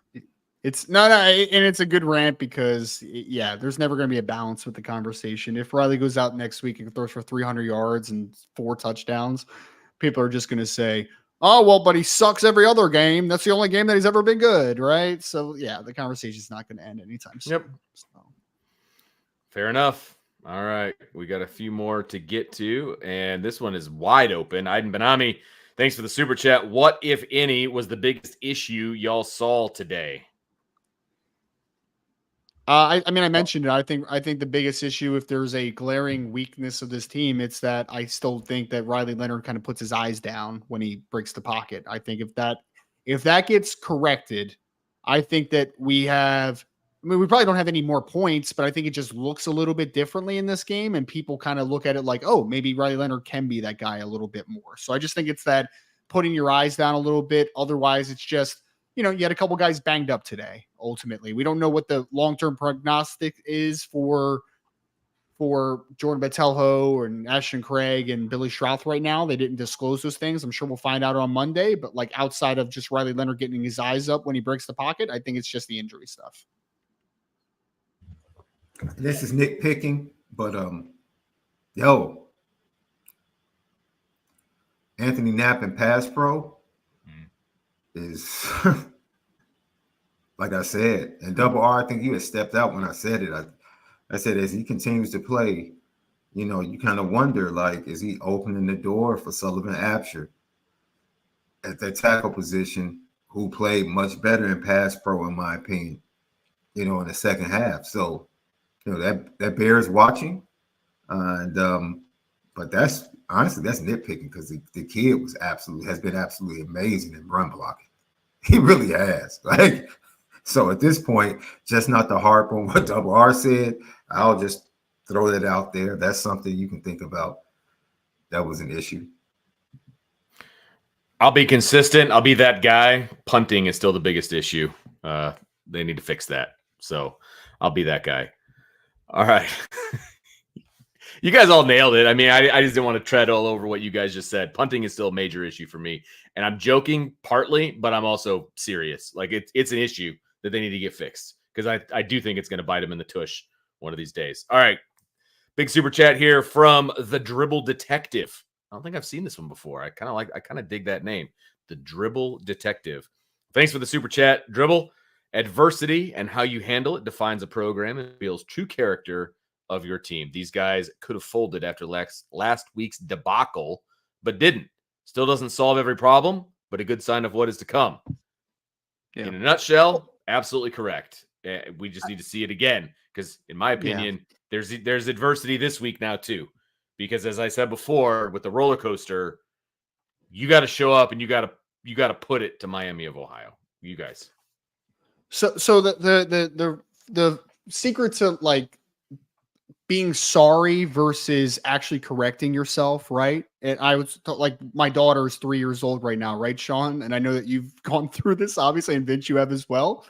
But like, they say sorry, but then they go back to do the same thing over again, right? Right. And so yes, we got apologized this week, and Notre Dame came out and said, "Oh, we're not going to do that again," right?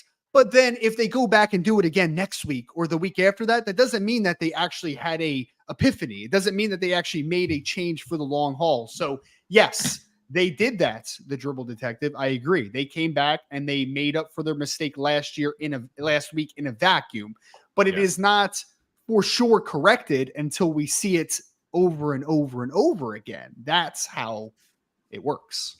This will be something that we'll dive deep into come the bye week. Right, like after the Louisville game, to truly say if Notre Dame bounced back fully, because we've talked about it so much. It's a lot of this with Marcus Freeman, and I would like to see a heck of a lot more of this. So, and to be fair, just 3 games after the Northern Illinois game is still a relatively small sample size, but I don't want to harp too much on what Ryan said, but consistency for me, that's when you'll start to see it. That's interesting that you said the bye week, because I actually think the evidence is going to come after that bye week, because I think they're going to be they've targeted the Louisville game. Like I don't think that's the one game I wasn't worried about them emotionally being ready to play. That's bad blood right there. That game, they're going to be ready to play. Sure. The games after that was that Georgia Tech and is that Navy and Georgia Tech after the bye week? I can't remember. I think Georgia Tech is maybe the second or third game after the bye week. Maybe one of those games I start to, and Navy is always one of those games, man, because no one wants to get chopped off. No one's looking forward to that preparation. Yep. It's boring. It's blah, blah, blah. But you have to go play the game. That is the type of game that I worry about. After Louisville, I would expect if they play, I would expect them to play well next week, kind of on the hangover, right? And just go and roll next week. But then, like you said, Ryan, next week, if they're looking forward to Louisville, and can't be consistent and end up in a late third quarter game where it's a one possession game and eventually they win, it's like, all right, here we go again. Exactly. Like I thought they learned their lesson. So that could go to what Trevor said. Like it could be telling. Next week will be telling in a way. The Louisville game, that's going to be a game I think you're probably going to get Notre Dame's. You're going to get, I think, a B+ A game from Notre Dame against Louisville. If I had to bet, I would put money on them playing well that game. I'm sure we're going to jinx this now, but like, there's no way they come flat against Louisville, right? No, like after last year, there's like zero chance, right? I don't know. We'll see. If I'm handicapping that game like today, I feel really good about Al Golden's defense against Louisville. I feel really good about Al Golden's defense. I think the offense, I'm still a little like, I don't know what team's going to show up. I think that's legit right now. But defensively, I feel really good that Louisville's going to have a really hard time putting it in the end zone on any kind of a consistent basis, right? Purdue only scored because, Notre Dame tackled themselves. I just don't see Louisville being able to score consistently on Notre Dame. I just don't. The offense is going to have to step up and be a factor in that game. But right now, I feel very good about the defense. Okay, like I said, a few more to go. Chris Brown, thank you so much for the super chat. Huge bounce back game. D was flying around, and you could tell they came out juiced. Could not agree more. Chris, appreciate the super chat, my man. Relic Q, thank you also for the super chat. Underrated positive from games like this. The 2s and the 3s get live game reps. In my opinion, this is a major part of building depth, first being recruiting. Notre Dame needs more of this. A season of close games prevents that. It's a good way of looking at it. Yeah. Mm-hmm. No doubt about that. Completely agree. It was fun. I mean, the fact that they got all 4 quarterbacks into the game is definitely saying something. And I'm pretty sure everybody played at some point or another. they snuck them in either on special teams, offense, defense, whatever the case may be. I'm sure that almost everybody played. I'm going to say almost because I'm sure there's like one guy that didn't play. Like, I don't know that I saw Tyler Buckner out on the field, for example, but I'm sure everybody, I don't know. I'm sure a lot of people played. Still waiting on that double reverse pass, baby. Yeah. Still waiting on it. Yes. We're all still waiting for that to happen. The fact that you mentioned Tyler Buckner made me think about this. Riley, you're not good at being the decoy guy, giving signs. Like, it's obvious you're not the guy. It's so obvious you're not the guy. Like, it's obviously he hasn't been doing it, probably, right? Like, dude, his signs were awful. I'm like, wait a minute. Everybody knows Tyler's the. Like, I know you try to be involved, but like, you have to do a little bit better, my man.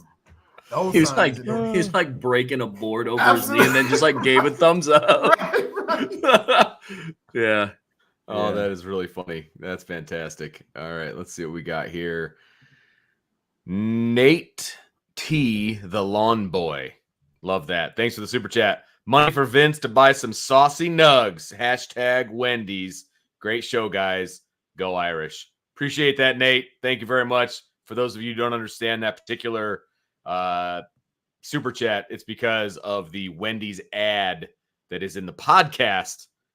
They sent us the copy, so I had to read what they said, and it's all about the saucy nugs. And it's over and over. I say saucy nugs over. Have you had the saucy nugs? Or I have not. It just looks too saucy for me, to be perfectly honest with you. But if you drive past your local Wendy's, there'll be signage on the outside with the saucy nugs. So yeah, I'm happy to do it. I'm happy to be Wendy's spokesperson for Irish Breakdown podcasts. It's a lot of fun. I'll be anybody's spokesperson for some money, man. That's what I'm saying. I'm super happy. Super happy. I definitely give money to Wendy's, so my kids love it there. Okay, last one as of right now. Randall Knorr, thank you very much for the super chat. Appreciate it. He goes, I'm just trolling with my Notre Dame midshipman comments, but honestly, the chat needs to accept that our ceiling is highest with Riley Leonard as quarterback one, QB1. Agreed, fellas? Yeah. I think. I think this season it is. Yeah, I think this season it is. But I mean, you don't have to accept it though if you don't want to. I mean, that's just my opinion. Other people can have different opinions out there, obviously, right? But yes, if you're asking me who I think has the most upside this year, I think it is Riley Leonard. And then we're talking about 24. Yeah, right. Like let's say like a hypothetical where Riley Leonard had to be redshirted because he got injured again. God forbid, right?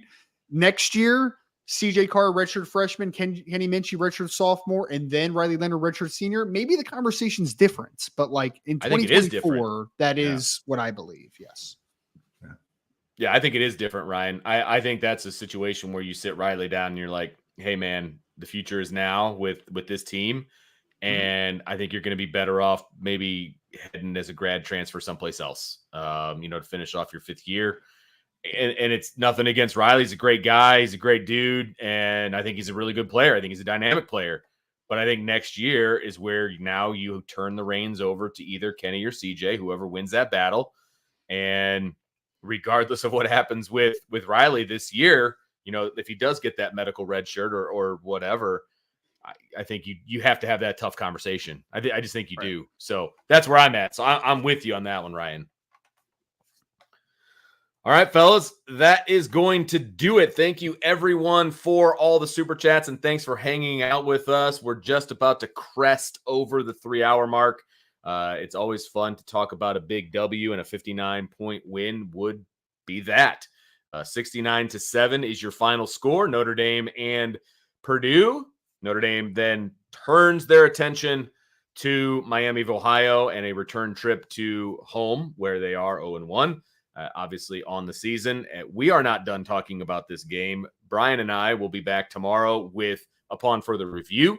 Tomorrow around 7 o'clock. That is usually the plan. We'll jump into the film and we will tell you what we saw in the game and some different things that we didn't talk about during the post-game show today. So make sure you tune in for that. And then on Monday is when we now get to turn the page and start talking. We'll talk a little bit about this game, obviously, because we have the Marcus Freeman press conference things of that nature. I don't believe Brian does a show Monday afternoons. So Sean and I will be doing a show Monday night. Sean Stiers, that is, at 5 o'clock. And we will talk about Marcus Freeman's press conference and then turn the page. So, hey, stay locked into Irish Breakdown, everybody. Make sure you hit the like button, the subscribe button, the notification bell, share with your family and friends. And, of course, jump on the boards at irishbreakdown.com for all of your Notre Dame football needs and a lot of good conversation. No doubt about that. So for Ryan, Sean, Trevor, thanks for hanging out with me tonight, fellas. Really appreciate everything you guys bring to the post game. It's one of my favorite nights of the year, or of the week, I should say. And hey, again, always good to talk about a big victory for Notre Dame. So for the guys, I'm Vince. We will talk to you next time on the Irish Breakdown Podcast.